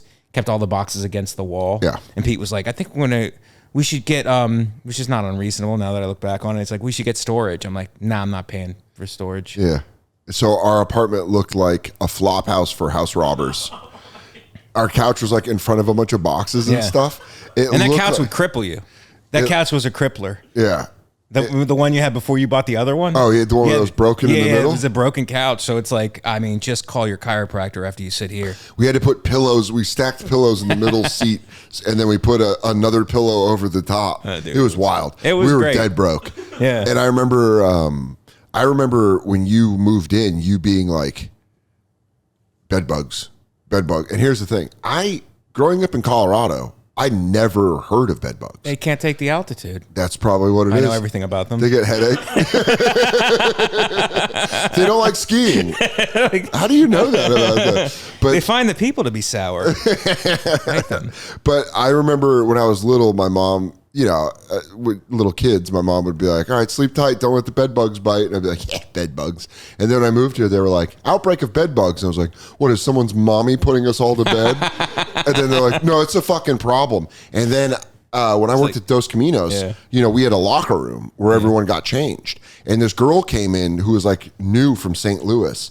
And she was like, yeah, I've got all these bites around, and everyone's like, bed bugs, bed bugs, bed bugs, and the fucking place went nuts. And everyone was like, pull your shit out of the lockers. We got to fucking stink. We got to like, this girl might have brought bed bugs in. And she was just like one of these like young girls that just moved to New York. And she goes, I woke up and it's just like, and there was like the circular bites all over her side and everyone, dude, the freaking it's out. It's called breakfast, lunch, and dinner, Dan. Hello. Hello. It's 3 bites in a row, breakfast, lunch, and dinner. It's nuts. But they do it almost in a circle. Yeah. And well, the bites start small, and in a couple hours, they just become huge and itchy. Oh. And it's like they don't need to feed that much. They can bite you once and then just hibernate for a year. Really? Yeah, they don't need to eat that much, but they get a flavor. I'm saying it wrong, but they get like a taste for one person, and they just keep biting that one person. Oh, they become addicted? It was me. Like, and no one else got bit. Mattern didn't get bit. The other guy we lived with was a good guy, didn't get bit. They wanted you. They wanted that gravy that's going through your veins. Tomato. This guy's al dente. Yeah, they that was something where your bed bug PTSD affected me. Because you remember when I'd be like, dude, I found a fucking bug in my bed, and you'd be like, what? And you're like coming in and expecting, you'd be like, that's a carpet beetle. That's a carpet beetle. Yeah. Carpet beetles would just show up. They would be in like my bed. And you don't want to do that. The worst is comics having to deal with bed bugs because we overthink everything anyway.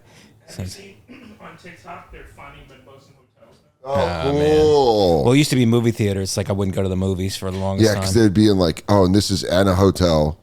This is a lady pulling out a...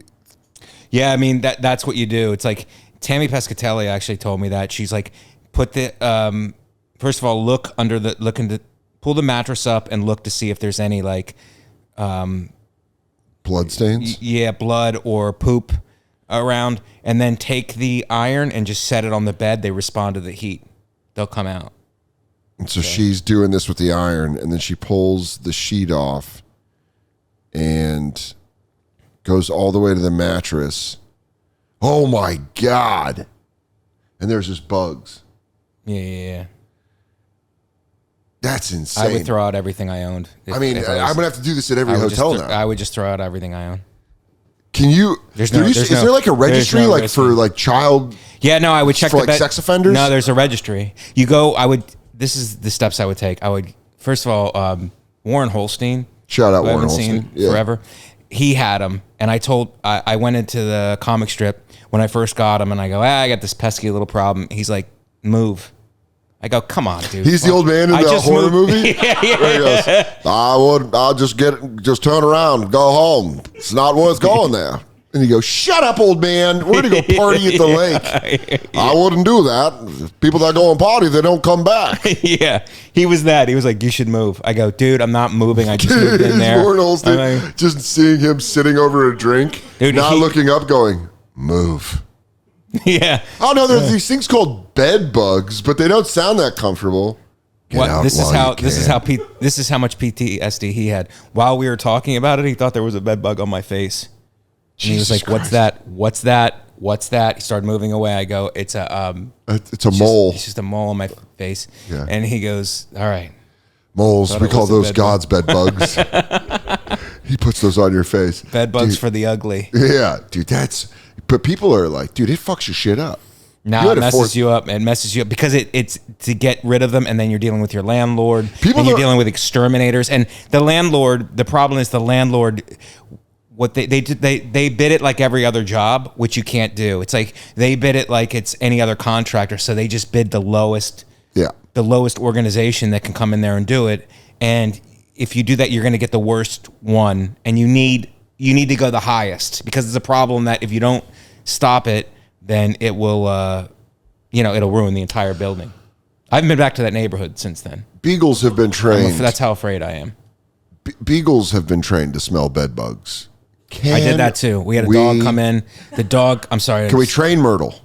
Train Myrtle? To smell bed bugs. Well, first of all, she's got to get used to thunder. I don't trust a dog that can't weather thunder as a competent. Maybe that's her. No disrespect, but a lot taken. But it's a competent.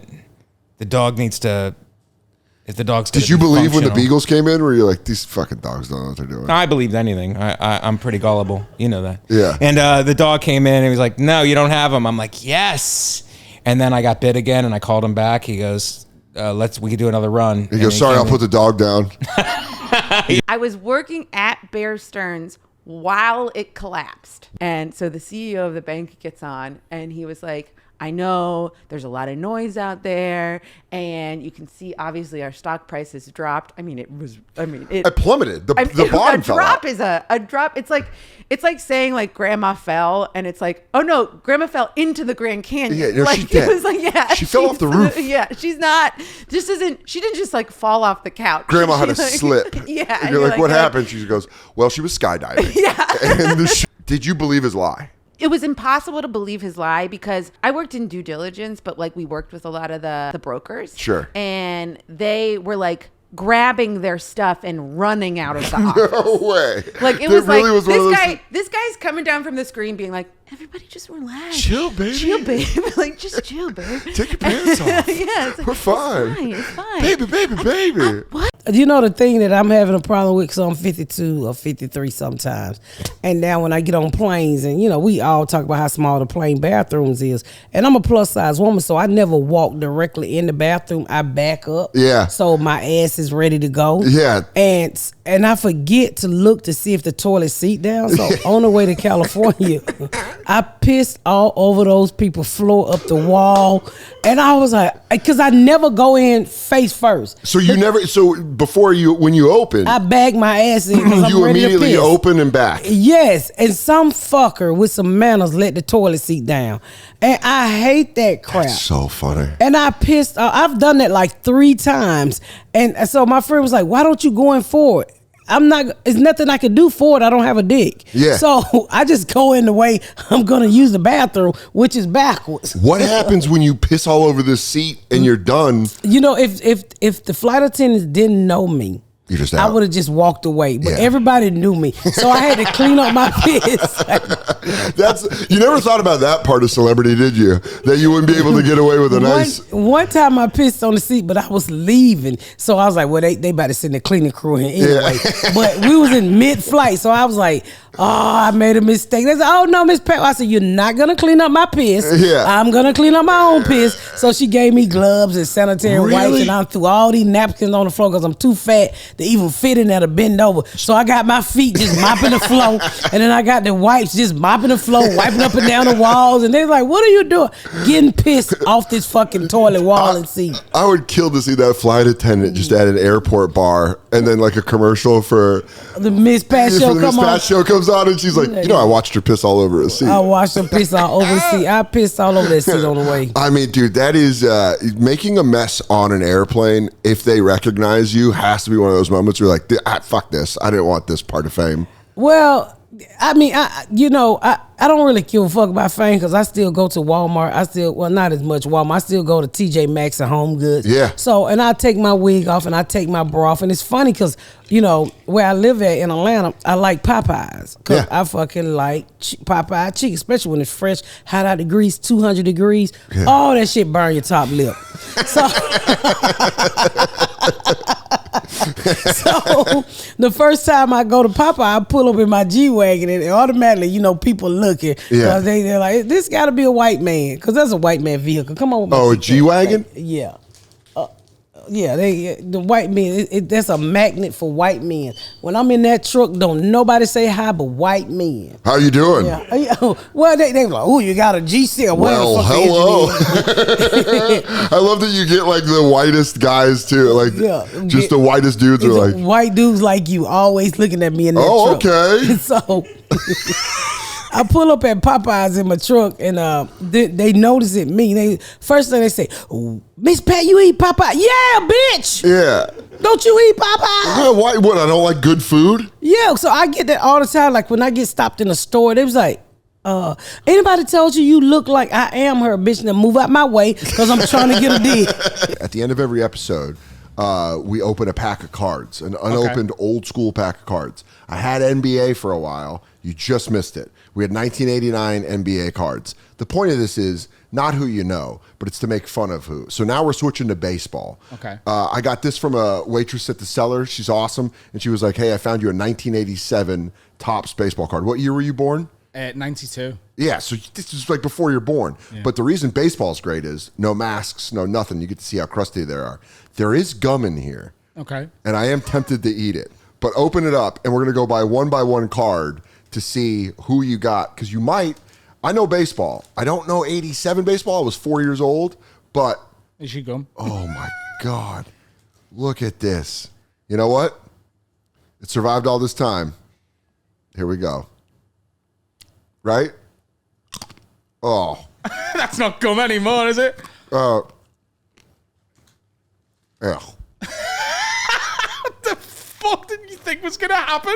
I thought it was still gonna be gum, dude. That was horrible. I don't know if you were old enough to live through 9/11 and you didn't forget. But the music that came out was bonkers.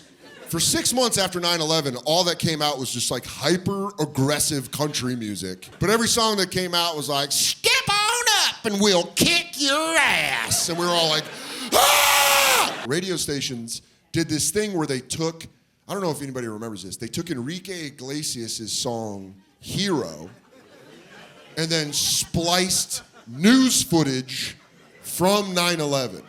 Enrique Iglesias wrote the song Hero trying to fuck Anna Kournikova. So it's a sex song that they put 9/11 audio. Once you know he wrote it for that reason, go back and listen to that. You can tell how horny he is in the song. When he's like, let me be your hero, baby. It's just him being like, please touch it, please. And then randomly it's like, the second tower has fallen. And I found it on YouTube. I'll give you a time marker. 53 seconds. Would you tremble? And this is the worst. If I touched your lips. I was thrown to a window. And we put that out like that's for the first responders. Tony Campbell, I don't really remember. First round pick out of Ohio State, was a Piston, and then got traded right before the bad boy era. So if you're Anthony Campbell, by the way, no middle name. Wow. It's just Tony Campbell. Remember meeting those kids in school? It's weird as Like, fuck. I don't have a middle name. And you're like, what? Why do your parents hate you? It's like now when I meet people who are like have a kid and they don't make a godfather of a kid. That's Yeah. the coolest part about having a kid. Yeah, you're like, You're going who to make am I giving this kid to if I die? Right. Like which one is of my friends is godfather worthy? I mean, dude, my godfather, what became my mom's boyfriend, and possibly my biggest enemy of my childhood. Wow. It was my dad and mom's Your old nemesis. friend, Joe. Wow. He started dating my mom, and I'm like, godfathers don't do this. See, that's like what do you like? He's like dishonorable dude. Like he does. Yeah. He did it. You're the first person that's brought this up, and that's the best point. You should be able to honorably or dishonorably discharge your godfather. Yes, And go, you are no longer my godfather. Right. The second he fucked my mom, I should have been like, you're out, Joe. Yeah, By the way, he didn't have a middle name. Should have known. Should have known right seen away. it fucking coming. There's been a lot of times in my life that I have been interested in the wrong. Even at a Timberland store, I go, okay, these I like. And they're like, those are women's. All right. That happens a lot. And I'll tell you what. Sir, those are stiletto Timberlands. And you're like, oh, son of a bitch. I love feeling sexy. Dude, when I saw the one thing the wife put on her, she goes, yeah, we have to always carry our bear guns. Dude, first Which off, is just the name. Yeah, awesome. Bear guns. But it's just like a rules. heavy caliber a pistol. Yeah. And she had, it was like 4 straps and it goes right in front of her chest. And I was like, yo, that is the holster right there. And then the guy was like, that's like a woman's holster. Yeah. I was like, oh. Specifically pregnant women. That's for pregnant women. I was like, that is the coolest holster. Well, that's how chicks hold guns. I'm like, right. Yeah. That was I'm saying it's cool for chicks. That was me picking up the pink AR-15 where I go, this is kind of my I would have shot that the whole time. The pink. What takes us out of musicals is the moment they start singing. But there's a video online of Mean Girls. They put Mean Girls out, which is a musical. It's a musical now. Based on the movie. Yeah. But people went to go see the movie. not knowing it was a musical based on a movie. So there's a scene in the theater where people are filming the first time the character sings, and everyone goes, ah. Because it really is. Musicals, for those who don't like musicals, is your friend singing in the car while you're just trying to drive, where you're like, oh, wow, you can really... You're really good at it. Dude, I was driving with my buddy Jacob, and I was singing Green Day. Like we were listening. Were you to Green really Day, singing it, or were I you... was real singing, being like you from know, your like, diaphragm? Just trying to, I was being like, I want to be the minority. Were you doing Billy Joe Armstrong face? Yeah. To take the turning blind. You were going full. And Jacob says to me, the song ends, and Jacob says to me, he goes, wow, you sound just like him. And it only took me years later to realize he was with me and to realize, the Morgan Freeman thing where it was like, Brendan didn't sound like him, and he didn't. I do a thing called the ultimate pleasure, which every year on my birthday, I will masturbate in a way that is better than I've ever done before. Wait, so you try to one-up your jerk every year on your birthday? Every year. This glasses and that Hawaiian shirt are not helping this conversation. I know, I should take them off. With a microwaved Fleshlight. You microwave? You gotta warm her up. That is in. Doesn't the rubber melt? Why am I telling you this? I don't know. And the minute it went in, I had this pain in my side that was 10 out of 10, crippling pain. I fell to the ground, and I have to remember, I'm butt naked. I went full ultimate pleasure. Was there lube on your finger? And it wasn't a finger. It was a dildo. It was a small little one. It was a small little one. You're a fucking freak, I dude. drive for it. Freak I'm not a freak. I'm an adventurer. Yeah. All the countries have been found. My wife comes home and she's like, are you all right? And I'm like, I don't know. She goes, what's going on? And I was like, I think I have a kidney stone. And she went, why are you naked? And I was like, ultimate pleasure. She was like, okay, we'll get to this later. I was you peeing. What do you want? Yeah, you know. Thing where you're like, this guy's a piece of shit. Hi, Myrtle. Yeah. Myrtle loves Racine. Myrtle. Yeah. Myrtle, and also you're sweaty. You're basically like a giant salt lick. See? Myrtle, up here. You can't interrupt the podcast and not get on camera. Yeah. It's so funny when you lay down when you're sweaty. Like if I'm working out at home or something, they love licking the salty sweat off your head. I always think about the Todd Glass joke where he's like, oh, the dogs love you. You know, it's just because they love salt. And he's like, okay. Hey, Myrtle, you can't just like chill right here. She sits here. This is how much of a spoiled dog she is. She knows if she sits in front of me, I'm just going to be like, hey, Myrtle. Yeah. 36 minutes ago, Nebraska DOT, I-80 and Highway 30, those are our two main roads, closed. Snow and high winds continue to make travel impossible. Damn. We may be sleeping in this car tonight. How would we do that? I would say Myrtle's got probably, does that seat drop down? I got about 50% left of my Steam Deck, so I'm Mad Maxing in shifts. That's the only thing that's going to suck is if that thing dies. What if I ask the guy if I go in there and charge it? You think he's not going to take that Steam Deck? He can also probably explain to you how to use it. I got that knife. I'll keep that knife. You on have me. a knife? Yeah, you've known I that. thought you had pliers. Should we bust out the pepper spray that you got me? Where is that? It is in the box with the rest of the stocking stuffers. If this were live, we wouldn't be sharing our plan. But by the time you guys hear this, we're We'll either be dead dead or alive. or we've made it out. So I don't know if we I care, can't but our lights are on. You can't turn them off. It's all the way off. Well, the battery won't die if the car's on, Yeah, 'cause right? the alternator's going. God, I know nothing. Either do I. I know nothing. I've just heard. We're so screwed. They got a light on. What do you think they're doing? Oh, they're moving around in there. Okay. Well, they probably know we're podcasting. Yeah, they got a strobe light going on. I was going to say, if anybody saw me doing this, I think I'd be mortified. If they walked by and saw us talking into microphones, I think I would just pretend we were mentally ill and not well. And also, it's just like salt of the earth people being like, what the fuck? Or why They've got maps open in their car. They're drawing out routes. And Drawing? we're like, isn't this silly? Aren't we silly? Goo doo doo doo. How big was karate in the, like when you were Well, I'm little? from Long Island. That was Yeah, I mean, that's- everybody at least tried karate. I love it. But now that I think about it, like this, MMA. So Well, MMA is massive, but I think karate, the karate boom of the 80s was more specifically like white dudes kicking and chopping, not guys in bedazzled shirts choking you at a Hooters. Right. Well, it was also like a lot of people wearing gis that didn't fit, like a lot of like, how do I, and it's very stiff, you know, like, oh, how do you fight in this kind of thing? Yeah. But at my gym, when I see the guys do the MMA roll around, you know, they're like rolling around with each other. The I'm foreplay? like, how we got so comfortable watching that. Like, it's just like, nobody gives it any mind, but just like, imagine walking into a place, like you just want to skip some rope. Yeah. And it's like two guys in a death crawl on top of each other. And another guy's like, and, you know, like, didn't anybody who didn't know that go like, that guy needs help? I just want to do a set of 3 sets of 10 on an incline. And there's another guy like watching it, like, what is this? You the know? funniest thing I ever saw in a gym was in my high school weight room. We were like going to work out for football, and this guy that no one had ever seen was in like black sweatpants and a black tank top, and he put out a mat and started doing the breakdancing thing. Oh, really? But then he never breakdanced. Wow. So he was just like, he would just like start it, and all of us were watching him like, all right, go. But he didn't know we were watching him. Oh. And he would do the thing like, no. But it was in the locker room? It was in our high school gym. Wow. Like in the weight room. Wow. And we were like, what the fuck is this guy doing? Because breakdancing, that was also another craze.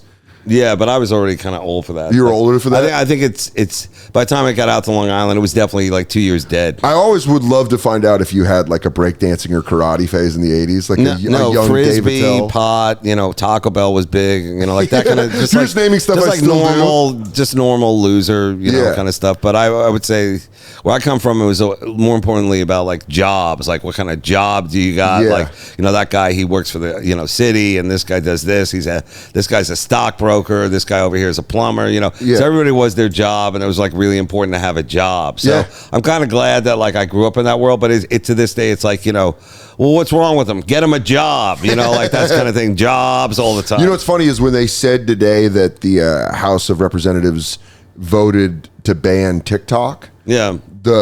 The thing on Twitter that everyone was saying was like, now they got to get a job. They're doing that. They're going, now they got to get a job. Right. Go get a job, TikTokers. Get them down to the border. Yeah. That's always connecting issues. Stop the border. Get a job. Well, let me ask you this as a guy on the road. Yeah. Okay. So, you know, like Taylor, I think rules, like, you know, like they're probably going to study her career and her moves, and like she doesn't seem to make a wrong move, you know, and like the whole thing Nothing with but green lights with re-energizing football, like which is what she did basically, you know.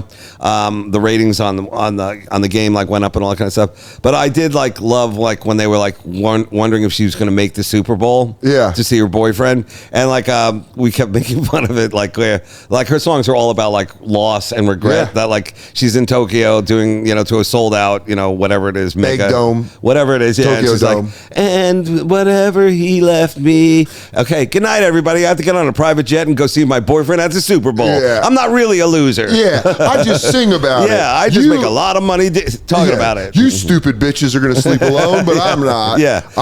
There was a thing, you know. If you guys ate ice cream, you'd be eating it right now. Taylor Swift catches a lot of shit. Taylor Swift catches a lot I of think shit. she's awesome. She's a year from being old enough to be president. She's 34? Yeah, she's a year away from like she could run for president. And she probably would win. Honestly, Yeah, she probably would. She probably could. Yep. We might get there. We might get to the point where people like, if they ever let people under 75 years old be a president, then yeah, maybe she has a chance. We say it's 35, but really it's 75. It is now. They should raise it so it wouldn't look so odd. Well, they said that on her South American tour, because she catches shit for how much she flies private. Well, she has to though. Yeah, she can't fly on How's Delta. that? How's that? She's going to get on a regular airplane? How people would scream? I mean, that would be terrible. She'd have to wear like. She can't even probably go to a real airport. There has to be like some Area 51. She has to go to. Just 16 floors. She has below a transporter or something. Yeah, I bet she gets beamed places. Yeah, probably. They already have that technology. Because if she went into a regular airport, she would cause chaos. It would shut the place down. Yeah, anywhere she goes in public, it would cause. But they were giving her shit because she flew home every night of her South American tour. That's what one article said, that every night she would perform in South America, fly back to New York, sleep, and then go back to South America. Oh, that's weird. I wouldn't do that. That is weird. Well, maybe that had something to do with just like which what we were talking about. You don't sleep until you get home. Yeah, I guess so. Maybe she's like, listen, I'm doing arenas. I'm doing football stadiums. But like when you're saying sleep, she probably went to L.A. Like she didn't come all the way to New York, did she? I don't know. The article was saying that she flew back to New York. I think she's also the canary in the coal mine for this city. The minute she moves out of here, good luck. It is going to be barter town. Do you think we fucking leave? I think she is actually powering this whole city right now with her taxes. Her economy is. I mean, come on. Yeah, you know that is so funny. The second she moves, I'm like, guys, get going. Yeah, back up. You're Just going to me see yelling people at Katie. breaking off, just like things that just are, like not that it's not happening now. But. Yeah. I mean, I think New York was. It's funny because after COVID. I'm from Colorado, so a lot of my friends would be like, how's New York? Is it really scary? And you're like, it's a little bit sketchier, but it's still New York. Yeah. It's not like horrible. I think it sucks. But, you think it sucks? As an old man now looking at it, but that's always looking at things through old eyes. I mean, you can see it a lot, especially like down in the village, like on the weekend, where it's like the 20-somethings of our time now are out. They're all dressed up. They're ready to party. I know they're smiling and laughing on the outside, but inside it's their student loan debt that really holds them back. It doesn't look like any of that, by the way. It's just the bottle service, all that kind of stuff. But they're out. It's like this is their New York now. So for them, this is what's going to be normal. That when they look back on it years from now, when they're eating cat food in a place they can't afford, they'll be like, the table started because DePaulo goes, hey, Manny, can we have some place to sit? I'm fucking wedged in here with the goddamn people going to see the show. There's no place to sit. We're goddamn comedian. The fuck is this? Yeah. And then Manny goes, he's right. They deserve a table for the comedians. And that was by probably 1998, 99. Okay. And that's maybe 97, 98. And that's when everyone started. Yeah, DePaulo really demanded a table. You told me a DePaulo joke one time when I opened for you about Patrice when he moved from Boston. Yeah. And you and DePaulo were sitting at the table, and Patrice was young, and he came over and told DePaulo. Oh, he was he wasn't that young. He was already. It was after we did a couple of episodes of what became Tough Crowd. Yeah. And he said that DePaulo was Patrice's mom's favorite comic. He goes, I can't believe my mom loves Nick DePaulo. He's like, the one time Patrice was trying to be like nice and whatever. Sincere? Yeah, and vulnerable, and then DePaulo didn't even blink. He didn't even, you know what I mean? Yeah. He goes, great, now I know my demographic. He just looked at me. He wouldn't even look at Patrice. He goes, good, now I know my demographic. School cafeteria workers.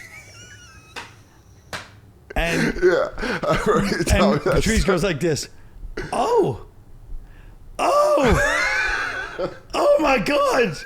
Oh, he starts screaming. Oh my God. I love that so much. That was the same car ride where you told me my generation was too informed about comedy. And you go, that's what sucks about you guys. You guys know everything that happened. There's no surprises. There's no good stories because you guys all care too much about comedy. Oh, yeah. And that was before podcasts. Yeah, remember that was like... It was like 2009 it was or like 2010. Binghamton or something? Yeah, we were going up to Binghamton. And you're like, you guys know too much about comedy. Oh, it's so funny. Yeah, because we really... specifically... You guys studied it. Thank God. It was like me, List, Morrill, but it was Norman. great because you guys kept the quality, like you kept us honest, too, yeah. I feel like, because you guys are like, you know what I mean? The subset of people that really care about comedy benefit from that. Yeah, because it's quality control. Yes. Which I think that's a problem with a lot of... performances now, whether it be like music or acting, is that there really is no quality control. There's no gatekeepers anymore, which is great for a lot of reasons, but also the quality suffers. Yeah. Like you don't have any. I was so scared, and I didn't get into the cellar until 2011, way past. I mean, Patrice had already passed away. Wow. It was already like, or he had. Geraldo had passed away. Geraldo had passed away in 2010, and there was so many things of like, I was still afraid of you guys. Right. I remember the Bobby Kelly. I was opening for Bobby Kelly. I was on the road with him as a feature, and I was downstairs watching you at the cellar. And Norton came and got me, and he said, "Come here, I gotta talk to you." And I love Jim.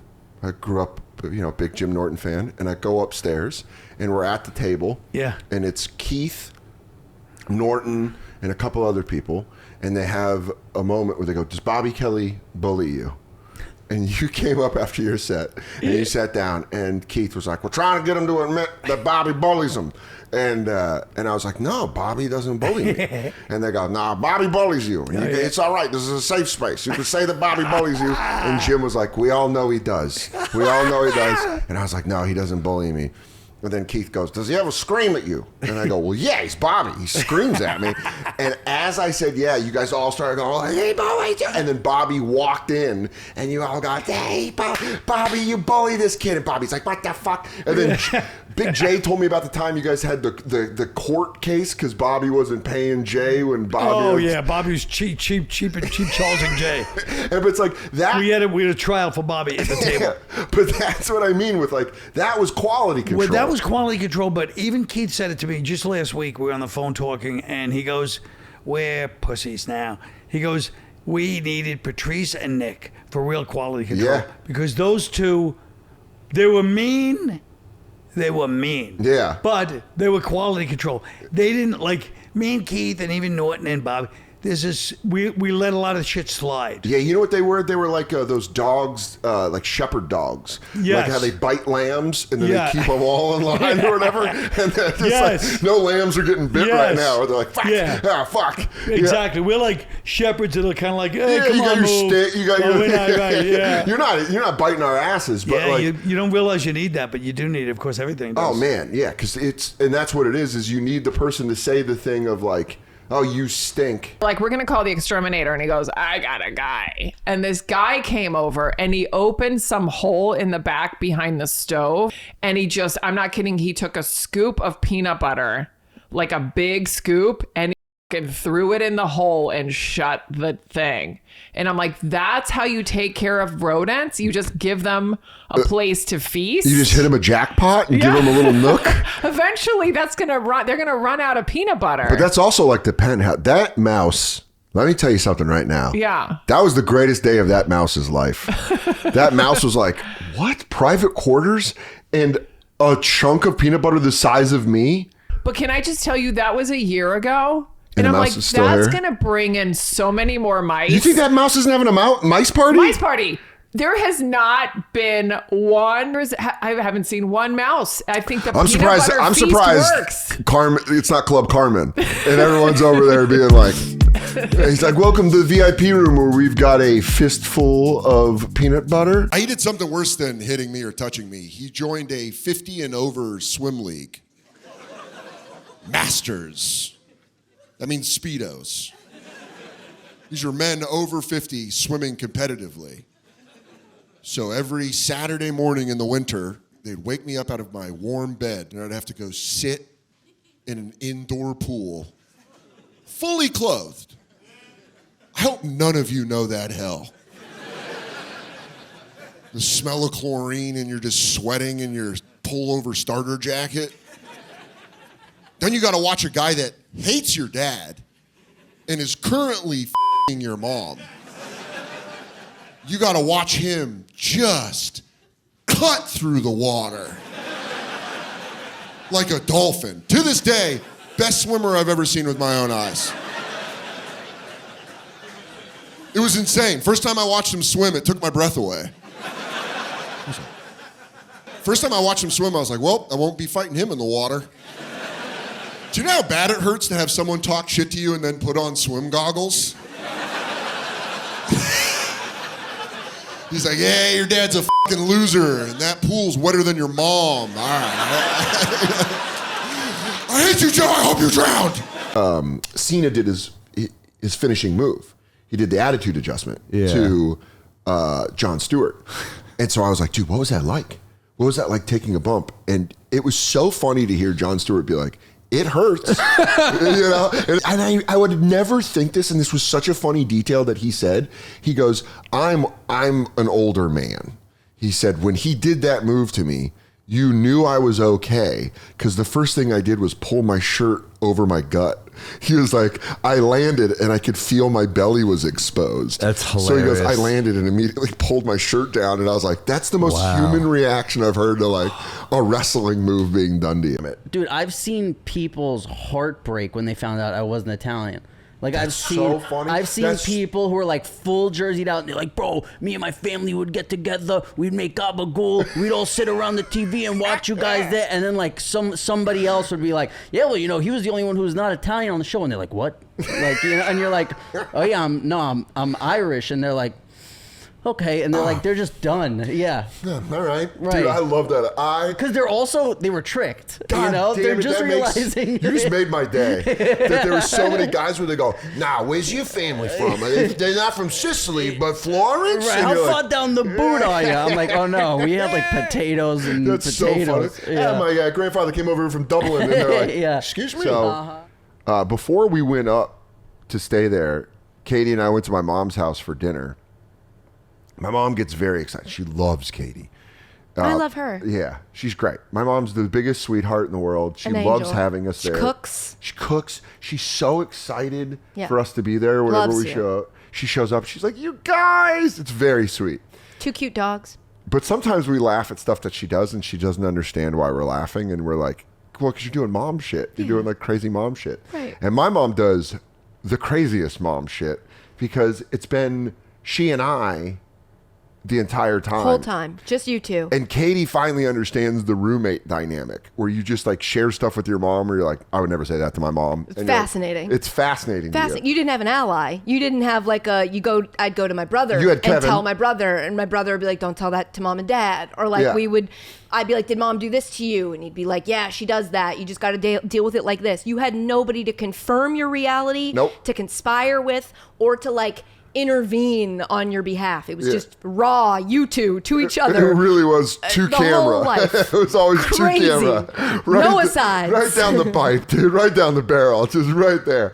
I mean, she would come home from dates and be like, well, that guy drinks too much. And you're like, I'm 9. Like, I'm scared of the basement still. I don't know if this should be an adult conversation we're having. So, Katie, we were talking about something. And I'm trying to remember what we were talking about. I remember what it was. It was my mom. We were making fun of her and her neighbor. Oh, should we not- No, we won't share okay. that. We have a running joke with my mom and her neighbor that my mom really does not like, where we're like, your neighbors want you. And my mom's like, stop it. You guys, stop it. She really, that's the exact energy she hits it with. You guys need to stop. I feel like, what did she say? She's like, I feel like I'm playing the straight man here. Oh, I guess I'll just be the straight man. I was just like, oh, it's just a joke. We're just joking. That with was you, her Trish. nice way of being like, you guys Stop are making fun of me. Yeah. Please stop making fun of me. So we do this running joke about how all of her neighbors want her.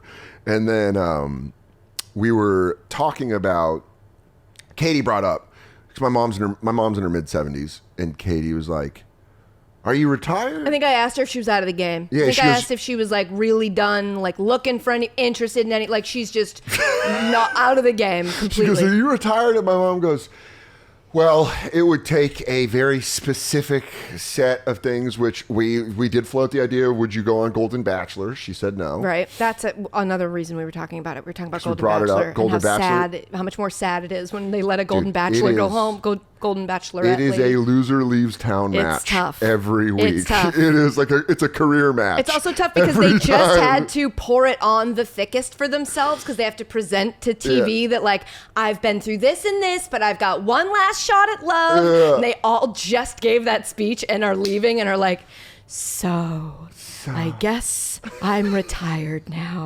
Like Well, it's you know, being they all do the same thing. They go, being alone, it can be rewarding. I've got my cats. And I've got The my Mitchell's grandkids. memory. Oh my that I'll God, never it's let. Remember when they're tough. having dead spouse off in that one episode? Oh my where they're like, God. I lost my spouse. And he's like, no, I lost my spouse. And you're like, damn, this is sad. Spouse. Dead spouse. So we were talking about that. Trish said she would not do Golden Bachelor. But she said if it was a rich guy who loved, she like gave like her all-time thing or whatever.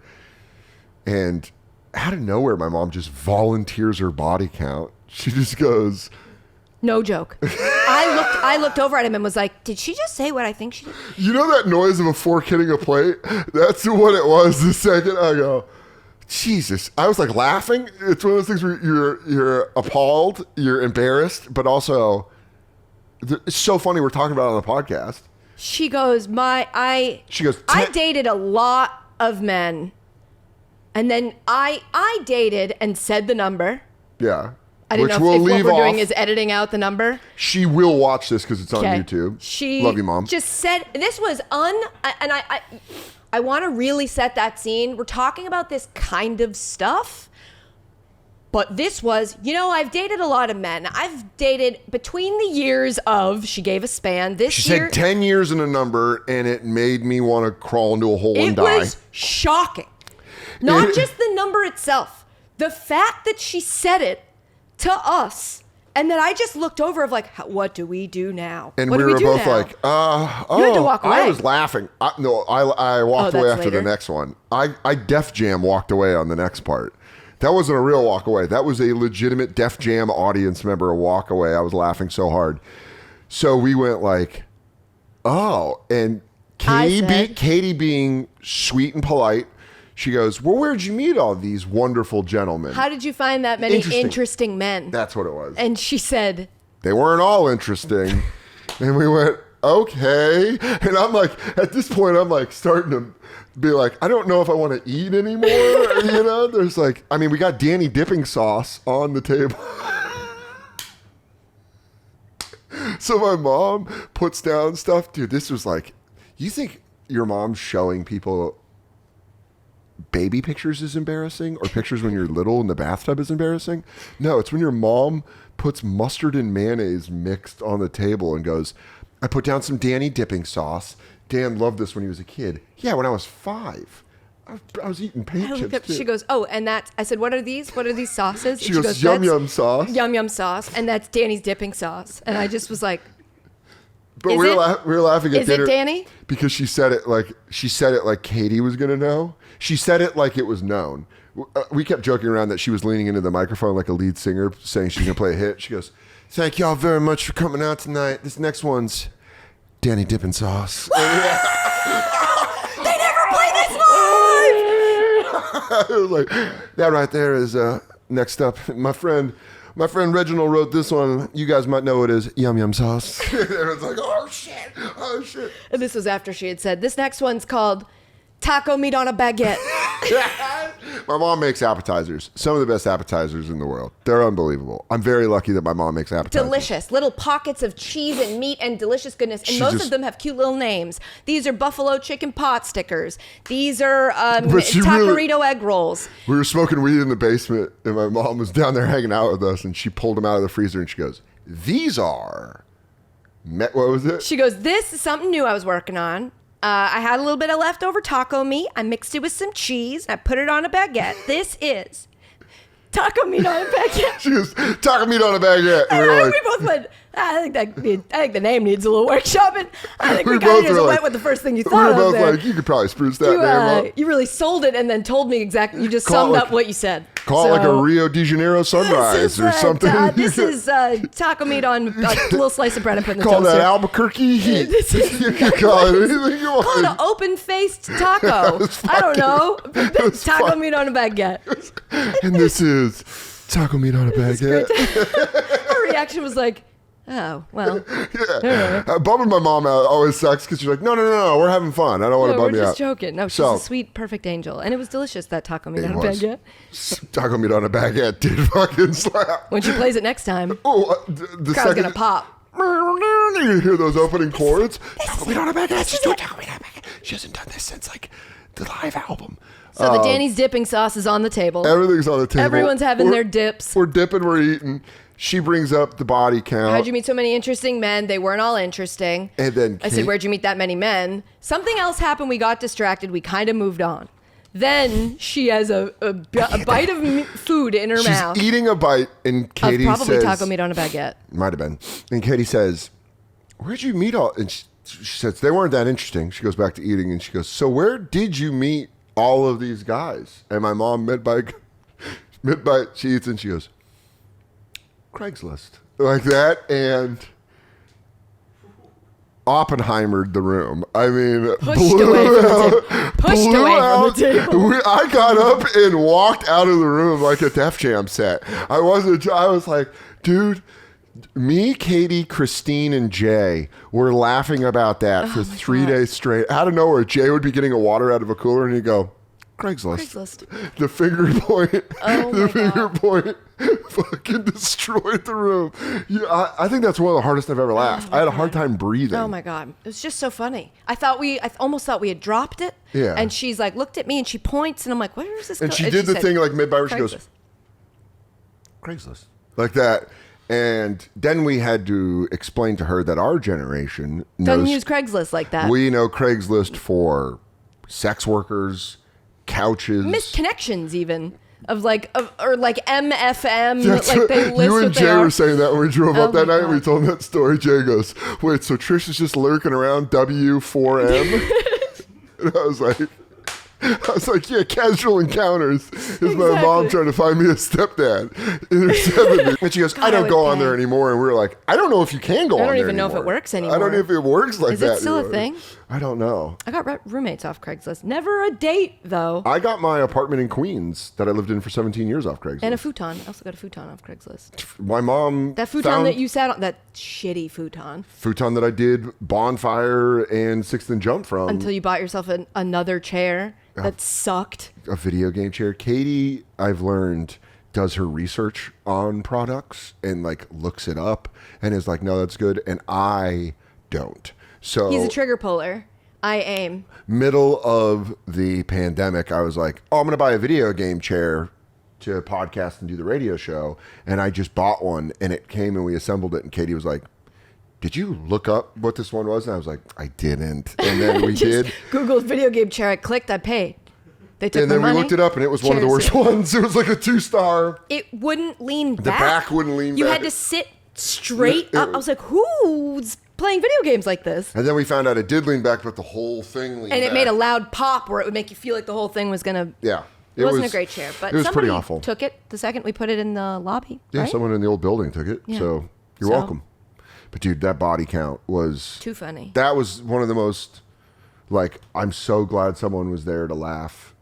Because a lot of times it was me I and my know. mom I and her can't imagine boyfriend, that- and he's in boyfriend mode. Right. Guys dating my mom were It's always his like, representative. yeah, he's like, no, that's cool. No, that's Craigslist is totally cool. Yeah. You should totally get dick off Craigslist. Meanwhile, I'm like, But is this so? This is normal. So adults are. That's why I can't imagine growing or what my opinion on dating would be, or my view of dating would be, if I grew up watching my mom do it. Yeah, I've it's never wild. had to do that. Kids of single moms, I'd be really interesting to talk to someone else that went through it on like how you relate, like Yeah, how let me you just. I'll related. fuck off. I'll get out of here. Yeah, you had a lovely married family, fucking dork. Sorry, if it helps, I don't think they like each other very much. They're still together, but You know, it's holding on. you can tell they What- got heat. Well, I never thought it was weird until I did a podcast one time, and the person that was on the podcast was like, "Oh, so you were the only kid around, and your mom was dating. Did you ever try to like scare them off or like fuck with them?" And I was like, "Oh no, Like from no. a movie. I'm a people pleaser. Yeah, you I wanted them to all like you. It was just tiny little auditions. They were just coming to your house. I was a little butler. I'd come to the house and I'd be like, "So, do you think playing with toys is gay?" Okay. I'll stay away from that. I was just like ask stuff where I go like, now, would you be interested in a stepson that runs up the stairs at the basement when he turns the light off? That's a no. Okay. You have kids of your own. I will not get along with them. No, don't bring them here. San Diego, February 28th. Los Angeles, March 1st. And San Francisco, March 2nd. Get tickets on sale now. dansoder.com. I will see you in 2025.